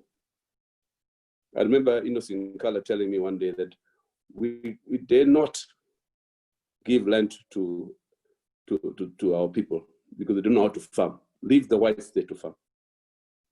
In Shona, you want different in Zara. That was the mood in reality in government. And doesn't explain, for example, why land reform began as so-called began in 2000.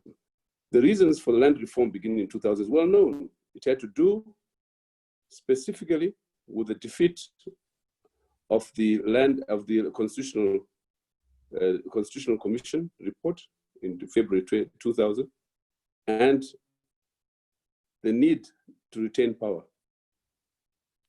I think Arthur Mtambara and others are writing on Mugabe, and Mugabe is said to have regretted very much having pursued the land reform the manner in which it was done.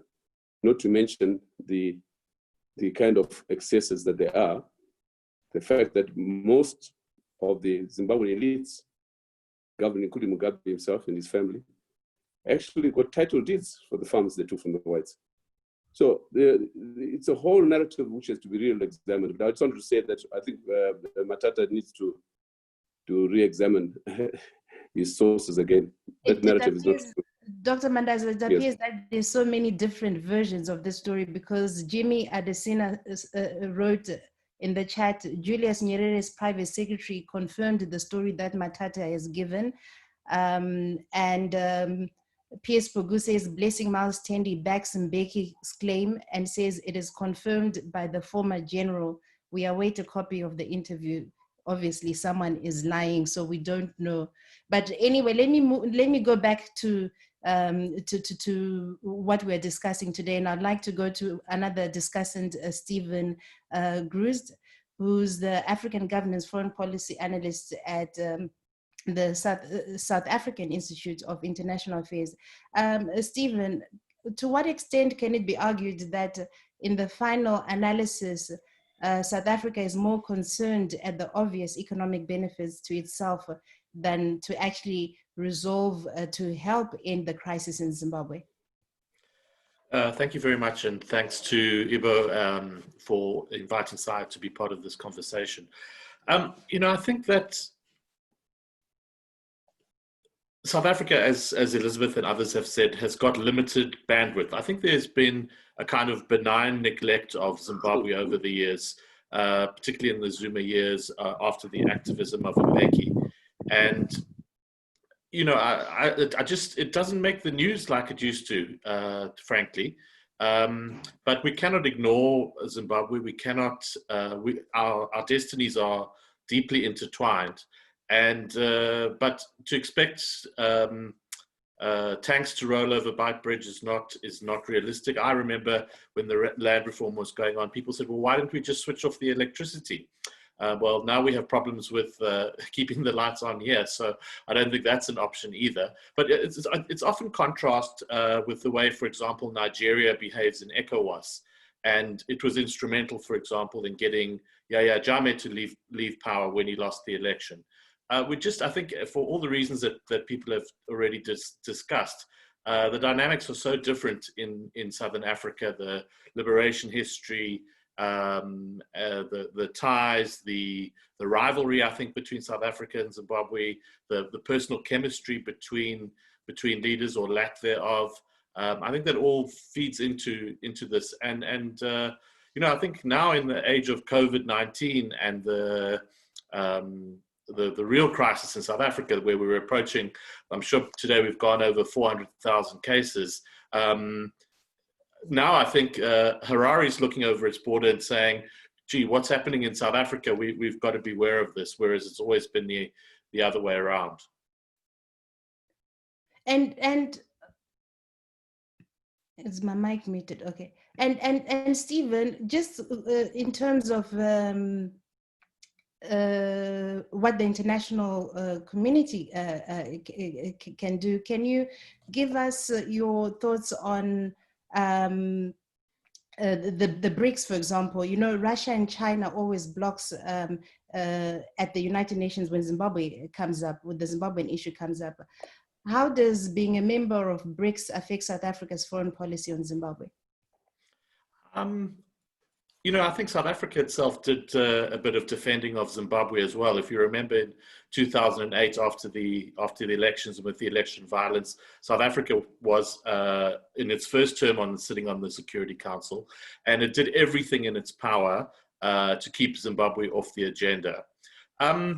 I was in Harare a year ago exactly, and we've just the report from the work that we did has just come out. It's on our website, but I was privileged enough to go and meet Zimbabwean stakeholders and some of the diplomatic community in Harare, and there was so much riding on the 2018 elections that it was almost everybody wanted to give it a stamp of approval and move on. There was Zimbabwe fatigue. And it almost worked until the post-election violence and then the outbreaks of violence in January of 2019. And the international community is not going to move until it sees genuine reform. Somebody put it to me when I was in Harare that, you know, we lack a lot of things in Zimbabwe. We lack petrol, we lack electricity, we lack jobs, but the biggest lack is trust. And almost universally to the people that we spoke to, they talked about the need for this dialogue, for the churches to get involved, for example. The international community would definitely support that. But speaking to ZANU-PF while I was there, a very obvious answer was, well, we won the elections. We won it fair and square. The MDC lost a court case. And why should we talk? Why should we talk? We won. We're in power.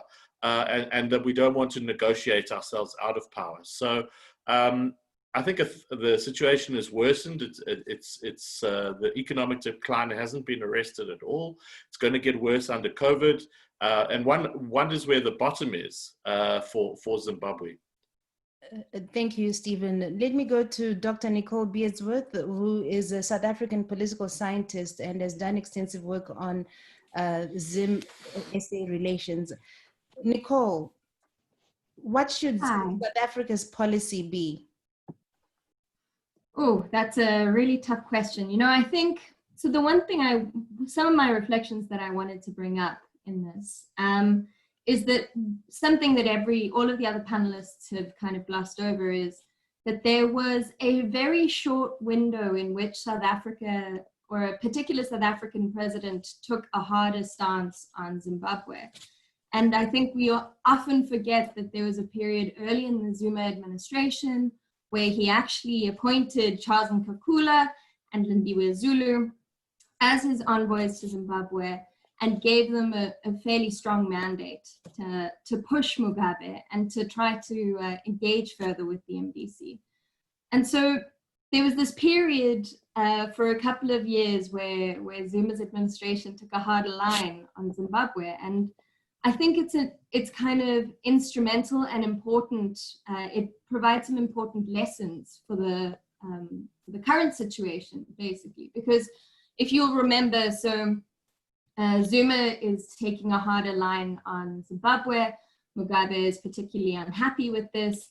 And then Zuma starts to see a domestic insurrection, personally within his own party. So the ANC Youth League, which then was headed by Julius Malema, starts to aggravate against Zuma's leadership and starts to challenge the policy positions of the party. He pushes for land redistribution along the lines of the Zimbabwean example.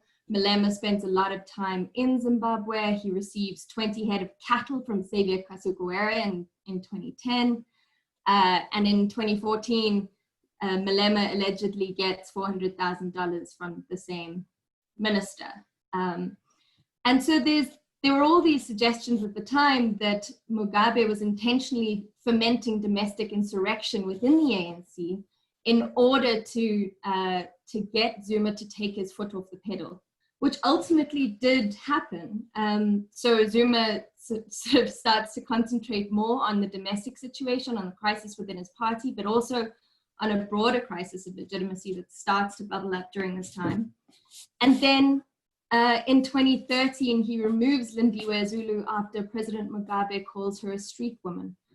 So we kind of see this flip-flop when Zuma becomes more concerned with domestic policy issues and domestic problems. So that's the one lesson. The second lesson from that story is the intransigence of the Zimbabwean state at that point, right? That they appear to be reforming, but there's no substance to the reform.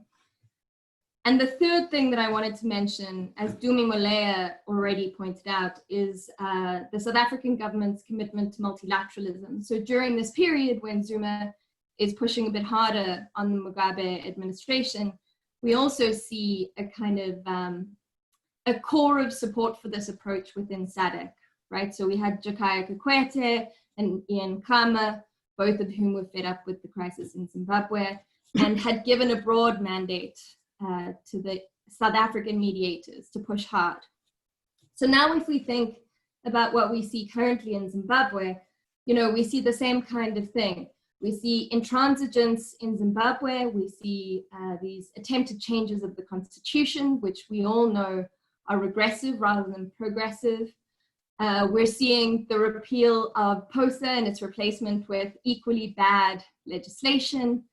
So there's this attempt to demonstrate reform without the substance of reform. That's the first. And then we don't see the kind of multilateralism that we saw during the Zimbabwe crisis. From within SADC, there's really no commitment to pushing a harder line on Zimbabwe. And so South Africa, in the absence of that multilateral stance, is less likely to want to take a leading position in pushing this. And then the third thing, as has been pointed out by others, and I don't think really needs reinstating, is that, you know, these domestic issues really are fundamental, and South Africa is currently facing, you know, a myriad of crises. Ramaphosa inherited a broken and battered state filled with all kinds of people who opposed him, who had been appointed by his predecessor. And he's still battling that same problem 2 years later. So I think it's very difficult to see at this point how South Africa might pressure Zimbabwe, particularly because we don't currently see a point of pressure. You know, I think if Zimbabweans had gone to the street, or if there was some kind of dialogue process where South Africa could try to sort of influence the process, perhaps we might see a more assertive South African stance. But I think in the absence of multilateralism and all the domestic crises, we don't seem to see anything like that emerging anytime soon. And then it's, you know, finally it comes back to, as many people have said previously, balancing the carrot and the stick, which has always been a question for South Africa-Zimbabwe relations, because the two countries are pretty fundamentally intertwined. And currently South Africa has run out of carrots, and the sticks we have are not very effective, and we're not very committed to using them. So I think for the meantime, we're unlikely to see any major change in this relationship, although, you know, I think it is instrumental to remember what peers had pointed out about the recent statement by the minister, and hopefully that is borne out. Thanks, Nicole. And, you know, some have accused South Africa of retreating to safe positions, and I think you outlined that very well. And then currently also, is Ramaphosa unable to handle the Zimbabwean situation because of all the other issues that you've mentioned, or the Zimbabwe situation is just too complex for him? I think it's a bit of both. I think, as I said, you know, there's no point of pressure really where he can influence any kind of reform process at the moment. It's incredibly complex as it stands. We don't see a strong Zimbabwean opposition that is able to speak with a single voice and advocate for a kind of mediation of the crisis or any kind of change. And of course, we've seen the arrest of Jacob Mgarume, who has been calling for protests, but of course he's also quite a small party. So it's hard to see a way in which Ramaphosa could do this, but at the same time, he is very much under pressure domestically from COVID and a myriad of other crises. And, you know, one of which is potential instability around livelihoods. And the question of xenophobia, which many people have brought up, I think is pretty fundamental to this. You know, it's in South Africa's interests for Zimbabweans to be able to go home and be able to live dignified lives. But at the moment, it's just hard to see how South Africa can influence that process. Thanks, Nicole. Just to let everyone know, the chat room is open, so please raise your hands if you'd like to contribute directly. So I will take a few calls from Zoom, and then I'll go back to the panelists to just get their final recommendations, because I actually understand that there are some South African government officials in this Zoom call, and they're just here to listen in and to see what recommendations they can take from this discussion. So it will be good to, as your final words, to just give us, you know, some of your thoughts in terms of what can South Africa realistically do going forward. Let me take a call from DBM. I understand that's Professor David Moore. That's me, Violet. Thank you very much. Can you hear me? Yes, we can. And thank you, everybody, for a fascinating display of intellectual rigor and et cetera, et cetera. All protocol observed. I think I'd follow what Nicole said, actually, because I think it leaves Dumasani's perspective in some doubt, because I think there are various times in history where South Africa has tried to intervene in Zimbabwean politics. In some of those cases, one of the speakers mentioned, well, this is one of the reasons why South Africa is not trusted, because they may have tried to split the NDC at times. But I think we can go, let's go to 1998. I think Thabo Mbeki had a big role to play in the land conference, which ended up with nothing happening because the British left. So of course, a lot of what South Africa does is related to anger with Britain, especially with Tony Blair when he was contemplating, well, apparently he asked Thabo Mbeki if he'd have support with military intervention. So that's this sort of anti-imperialist and stupid British policies that get involved in that case. So we have an effort there. And then in 2001, I don't know what happened in 2000 really, about what South Africa tried to do. But in 2001 in July, Thabo Mbeki wrote the most fascinating report to the ANC, where he says, ZANU-PF is now run by the lumpen proletariat. In other words, the war veterans. They bribed people with too much social welfare. This was sort of Mbeki in his knee pad state. And then at the end of that long report, he says, we must have free and fair elections in 2002. And we know what happened in 2002, and that's been discussed. So that was another moment where I don't know what happened. Why, what was that document? Why did it disappear until 2008 when Ben Turok published a revised version? But I think it's interesting that illustrates what Ibo was saying, is that there's a lot of real unhappiness in the region with what's happening in Zimbabwe, but they don't know what to do. Perhaps their hands are tied. Perhaps 2008 is another case where the Simba Makoni party was purportedly supported to a great extent by South Africa. We need to know more about that. We also need to know more about 2008 after the March election, when probably the MDC won by nearly 60% of the vote. And of course, it took 6 weeks to count that vote, so-called count. Apparently at that time, the South African policymakers were basically in sort of a tie. Some people wanted to have a GNU right away. Other people said, no, let's follow the constitution and have a runoff. Those people won that debate. So I understand, somebody can correct me if I'm wrong. And the result was the killings and torture and homelessness of many people, many of whom voted for ZANU-PF MPs, but not Mugabe as president. So we know what happened in 2008. Nicole raised the issue of 2013, when Lindiwe Zulu mentioned at the June conference in Maputo that the roadmap wasn't being followed, and then apparently made an offer to the MDC that if the MDC pulled out of the election, the MDC would get support from South Africa.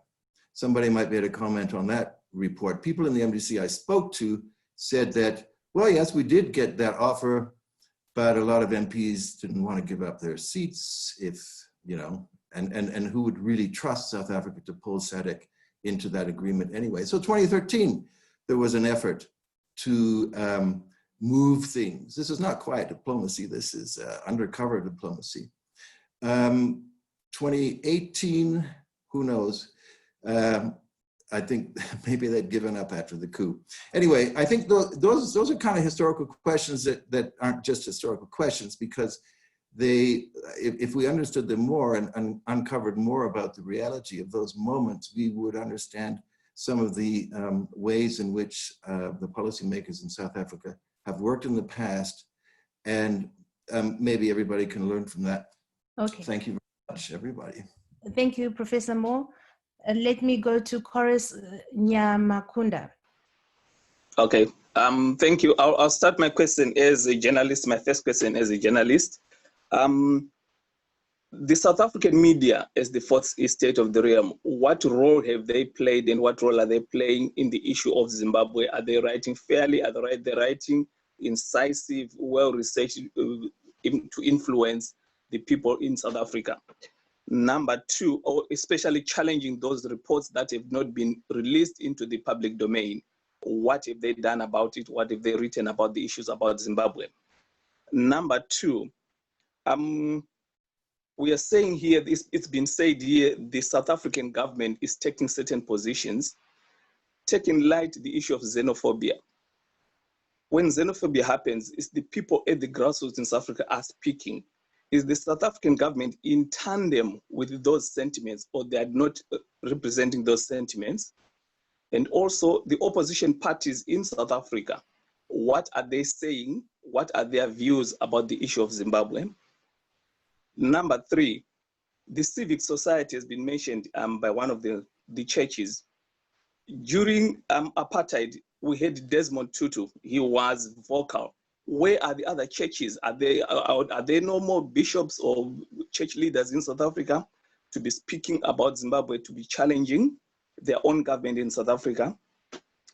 And I just want to also comment about the lack of opposition party in Zimbabwe. I think it's unfair to say there is no opposition party to negotiate with. I think that's an insult to the Zimbabweans. There is an opposition party. ZANU-PF knows the opposition party. So it's a lame excuse to me to say there's no opposition party to negotiate with. Thank you. Okay, thank you, Chorus. And I'll just take 2 more from the floor, and then go back to the panelists to respond to that final question about the way forward. Professor David Moye from the University of Johannesburg. Thank you very much. I would like to just very briefly, I agree with Nicole and David Moore and few other. Let's face it, before we even talk about way forward, the bulk of Zimbabwe's crisis, lies with Zimbabweans, whether we like it or not. I know Becky said this way back, and the criticism leveled against him. There are limitations to what South Africa can do for Zimbabwe. If we have to be fair within SADC itself, South Africa has spent more resources, more than any other SADC country, on Zimbabwe itself. We don't have time to go deep into this. And the idea that it doesn't intervene, the so-called coup or whatever in the military came, South Africa didn't say anything. And all those who had said that South Africa is supporting Mugabe for whatever reason, it doesn't hold water, because when Zimbabweans were on the streets, Pretoria didn't do anything. If it is really indeed true that they fully support Mugabe, they would have done something. So going forward, political parties in Zimbabwe has to be united. They have to speak with one voice. And both Zimbabwe government as well as the ruling party and opposition must speak. The global environment has changed. The 2000 and what's happening globally, there are really no champions for regime change, as well as any other views from the Western world. The appetite, whether in London or anywhere else, is absolutely not there. So the idea that there's someone out there coming to help us, it's not only in the post-1980, even during the colonial era.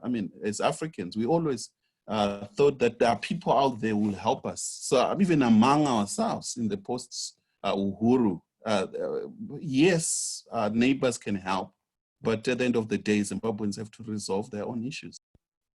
Thank you, Prof.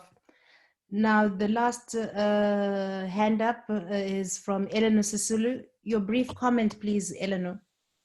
Okay, yes. I would say Zimbabweans would handle their own issues actually very easily if they weren't shot at, if they weren't abused, if they weren't tortured, if their rights were denied, they had a free media, all these things. If a general's reports had been listened to and SADC and had been shared with SADC, then it would have helped Zimbabweans a lot to resolve their own issues.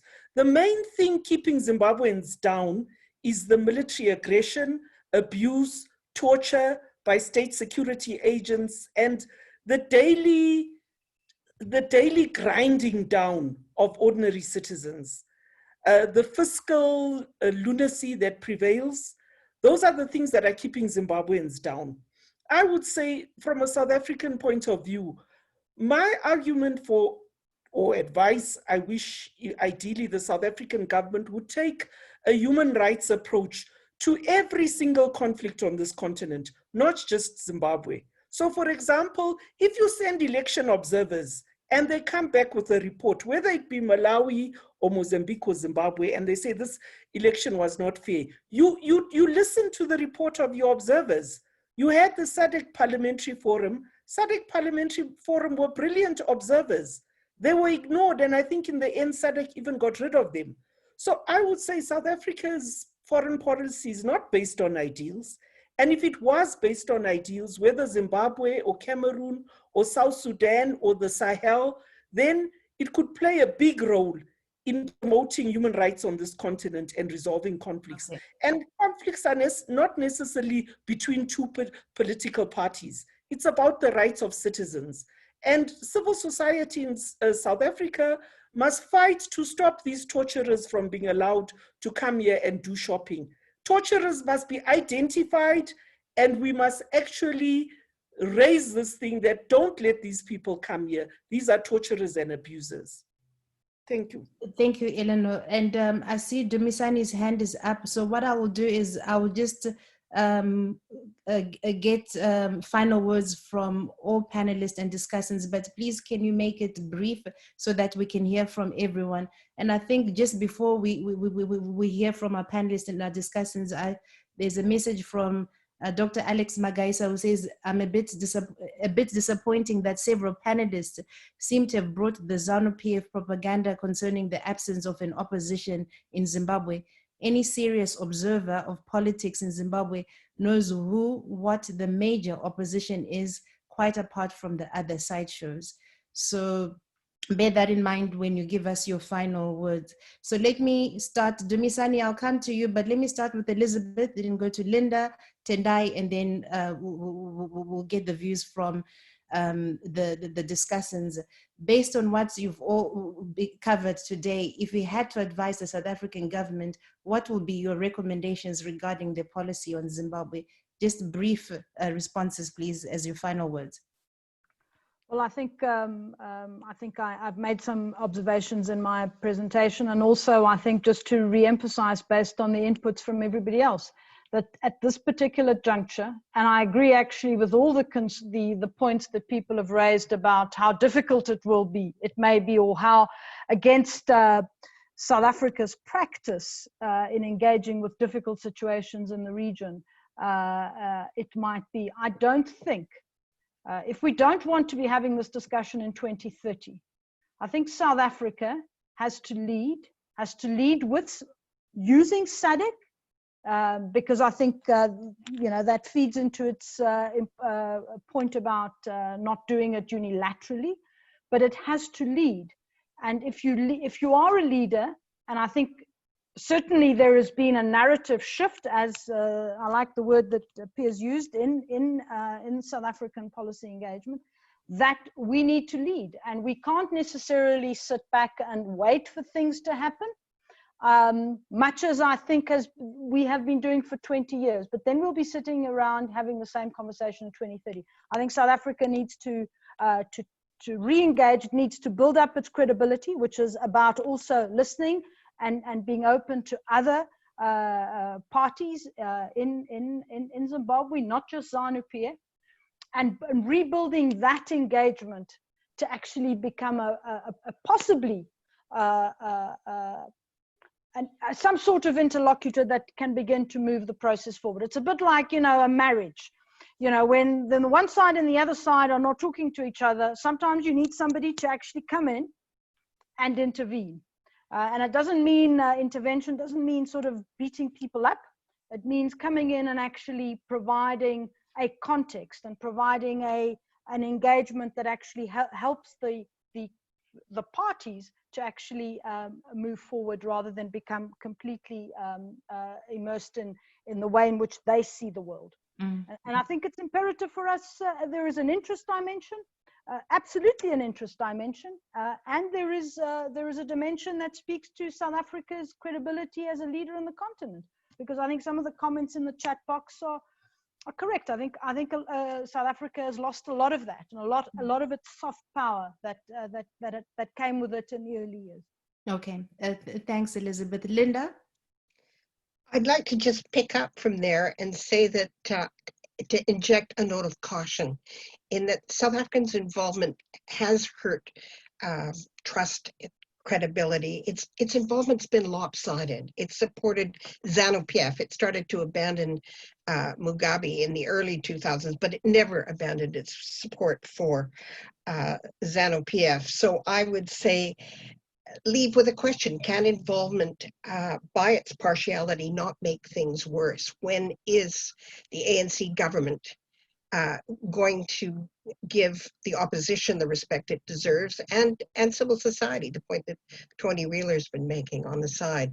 And so far, there's been no sign at all that they're prepared to abandon this absolute root and branch commitment to their allies. Thanks. And neither are the other countries in the region. Tendai, and perhaps Tendai, in your response, can you also answer Kora's Nyamkunda's questions about the role of the civil society, churches, and the media, and to see if they can also play a part in terms of helping to put pressure on the South African government? Tendai? Thank you. I think Nicole, if I understood it correctly, makes a very, very important point. And that is, as things stand, right, there is nothing for South Africa to respond to. There have to be developments in Zimbabwe, whether there are talks going on between parties there, or there are demonstrations, or some sort of activities that refocus the region's attention on Zimbabwe for South Africa and other member states to respond to. In the absence of that, right, Zimbabwe will remain where it is at the moment, which is off the radar, right? Coming to the media and civil society, church leaders here, right? There's very little coverage of Zimbabwe in the mainstream media this time, because A, there's nothing much happening there, and B, South Africa is more inward looking because of the problems that the country faces. And I think that that gentleman you referred to also asked the question about the xenophobia and what the ANC's stand is. The ANC is embarrassed by the xenophobic violence. It has always said to people that its leaders were looked after in African countries during apartheid, and that people must therefore welcome their African brothers and sisters. But of course, the ANC has come to the realization that that message has no resonance at all among its poor followers, and it's an issue that increasingly is focusing their minds. And next year there'll be local government elections. There'll be a new party led by the former mayor of Johannesburg, which will put border controls and immigration as a hot electoral issue. Okay, let me also just get final comments from the discussants. I'll start with P.S. Pegu, then go to Matata Tsedu, and then Dumisani after that. Thanks, Violet. You know, as a final comment, I mean, I think that notwithstanding the trajectory that we're on at the moment in Zimbabwe, which looks set to get worse, it's important that South Africa's position is premised on factual realities of what's going on there. And I think South Africa has, to a certain extent, we have an ambassador in Harare at the moment who I think is reflecting openly honestly about a number of concerns there. So I don't think South Africa is unaware of the problems. It's a question of how it's going to get traction on a number of these issues. And yes, it does need those hooks from the inside and better organization from Zimbabwe, with perhaps a clearer focus on look south and working the various constituencies, not only in government but civil society here, that would be open to supporting changes in Zimbabwe. I think, you know, you can be sitting here in South Africa and Zimbabwe could be a million miles away. And I think some of the lack of understanding of those issues has been evident in some of the comments that we've heard today. So, you know, I think work can be done, but it's going to be a very slow, painful process. And South Africa's foreign policy needs to be put under the spotlight with respect to these issues and interrogated in a careful but in a constructive way. Okay, thanks, Piers Pugu. Matata, Sedru?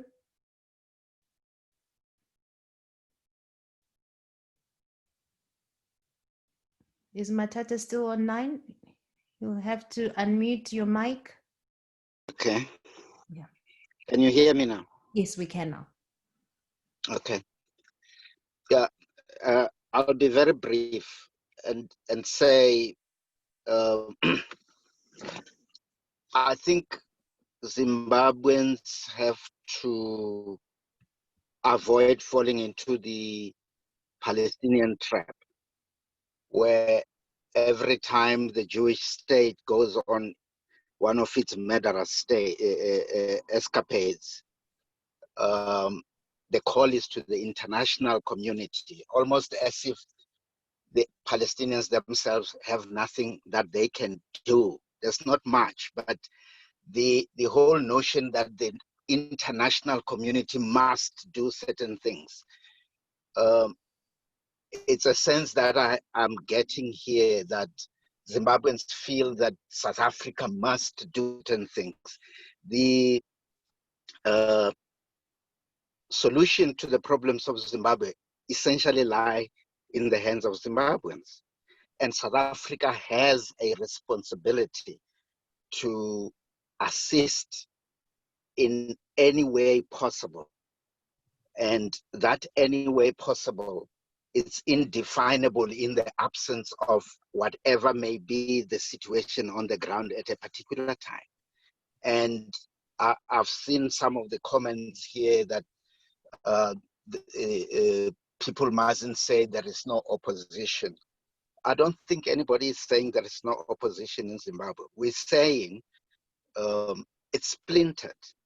And it is important to actually admit to factual realities and not live in some kind of fantasy world. That's me. Thanks, Matata. Let me go to Stephen. Two quick things to end on. The first is, and I don't know if it can be done in isolation, but one thing that South Africa could insist on is reform of the Zimbabwe Electoral Commission, because I think elections are so critical, and there's a lot of, it could be a much more, a stronger body, and that may be something that South Africa can push for. And secondly, there might be an opportunity. Zimbabwe in February this year joined the African peer review mechanism that I've done a lot of work on. Maybe this is an opportunity for civil society and to create that dialogue that is so missing by virtue of the country's membership of that. Thanks, Stephen Groost. And Dr. Nicole Beardsworth. Thanks. I think it's been a really robust debate. I guess the thing I wanted to end on is just briefly this critique around Zimbabwe's opposition. And I think it is fair to say that Zimbabwe's opposition is currently speaking with many voices. And in South Africa, as many people have pointed out, the opposition, all opposition parties are no longer using the Zimbabwean question to platform, right? We don't see churches taking on the Zimbabwean question. We don't see anyone in South Africa advocating on the Zimbabwean question. So I guess what I would quite like to see is the Zimbabwean opposition coming together like it did in the 2008 crisis, where it spoke with a single voice. They had joint press briefings, they sent delegations to SADC, they sent delegations to South African opposition parties, and get Zimbabwe back on the agenda. Only when it starts to look like it might hurt the ANC will we see the party taking a stronger line on Zimbabwe. Thanks, Nicole. And finally, from panel discussants, Dumisani Muleya in Zimbabwe. Dumisani, you have to unmute your mic.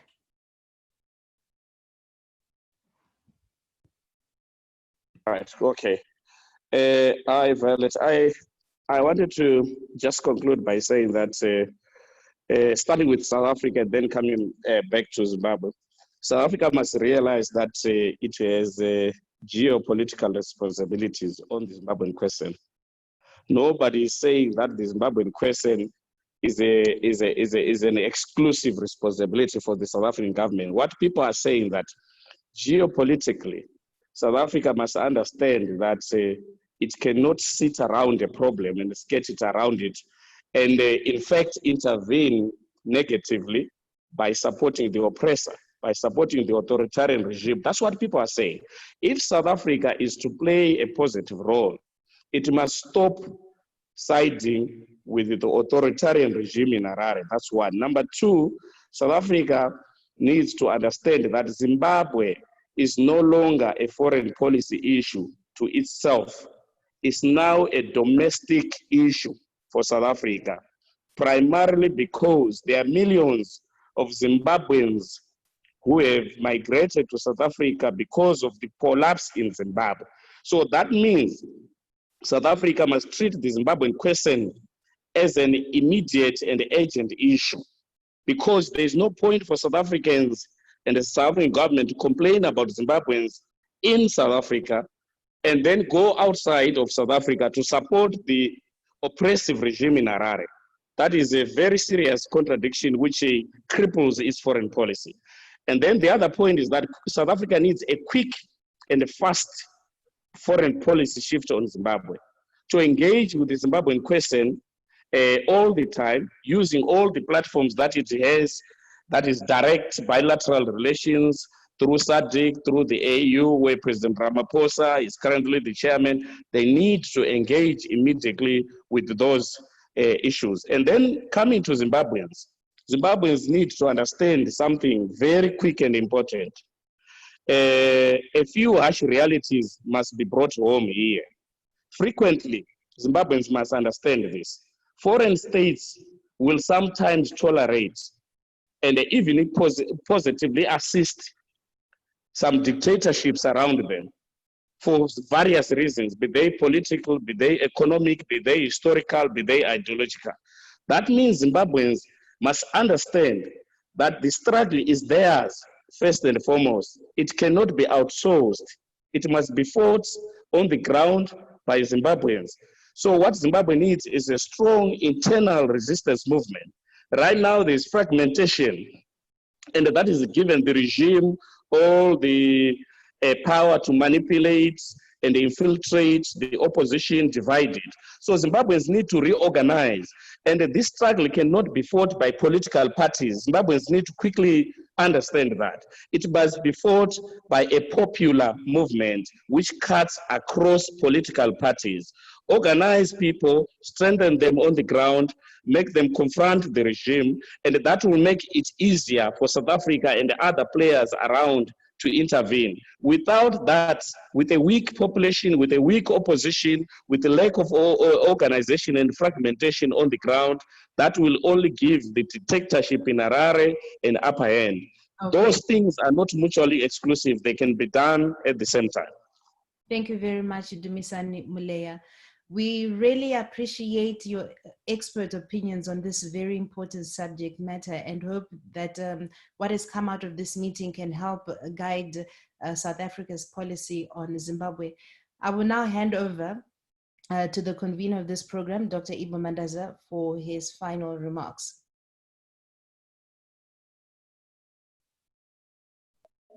Okay, thank you. Thank you, Violet. After Dumisani Muleya's summary, do I need to say any more? I think he has just summarized it so well. I can only highlight some of the points he made. I think the first is that the discussion was premised on profound expectations about what South Africa should do. And I hope South Africa will have registered that. There are immense expectations about what South Africa could do, the leverage it has in assisting the Zimbabwean situation. Secondly, there is the issue, as Linda says, of trust and credibility in the manner in which South Africa engages on the Zimbabwean situation. Thirdly, as Tendai indicated, the need for political will. But above all, and I think Matata Machedu made the point, it's us Zimbabweans ourselves who need to get together and form a formidable force to be heard by everybody, on the basis of which we can get support regionally and internationally. And lastly, we forgot to mention that we have, some of us, proposed the National Transition Authority as a way forward, given the impasse, given the dire straits that Zimbabwe finds itself. And we would hope that in terms of foreign policy reactions, not only on the part of South Africa, but also SADC as a whole, but the international media, there is need to get the process moving in Zimbabwe. It is clear to most of us that the government of the day has no capacity to turn things around, none at all. It is very clear from what is happening, this is largely an end game. If we were to preempt the descent into violence, bloodshed in Zimbabwe, there's need to do something now. And those of us who've been pushing the transition authority idea, I think this is the time to engage around it. And we call upon South Africa and the region and the international community to engage and to influence and leverage on the domestic scene towards that kind of outcome. And thank you. And thank you to Misani for the nice summary to the discussion. And thank you very much, Dr. Ibu Mandaza. And thank you all who joined the event via Zoom and those who have been watching via Facebook. And of course, we will continue with this series. Our next event will be on the 31st of July, where we'll be dissecting the call for mass action. What is the way forward for Zimbabwe? Have a good night.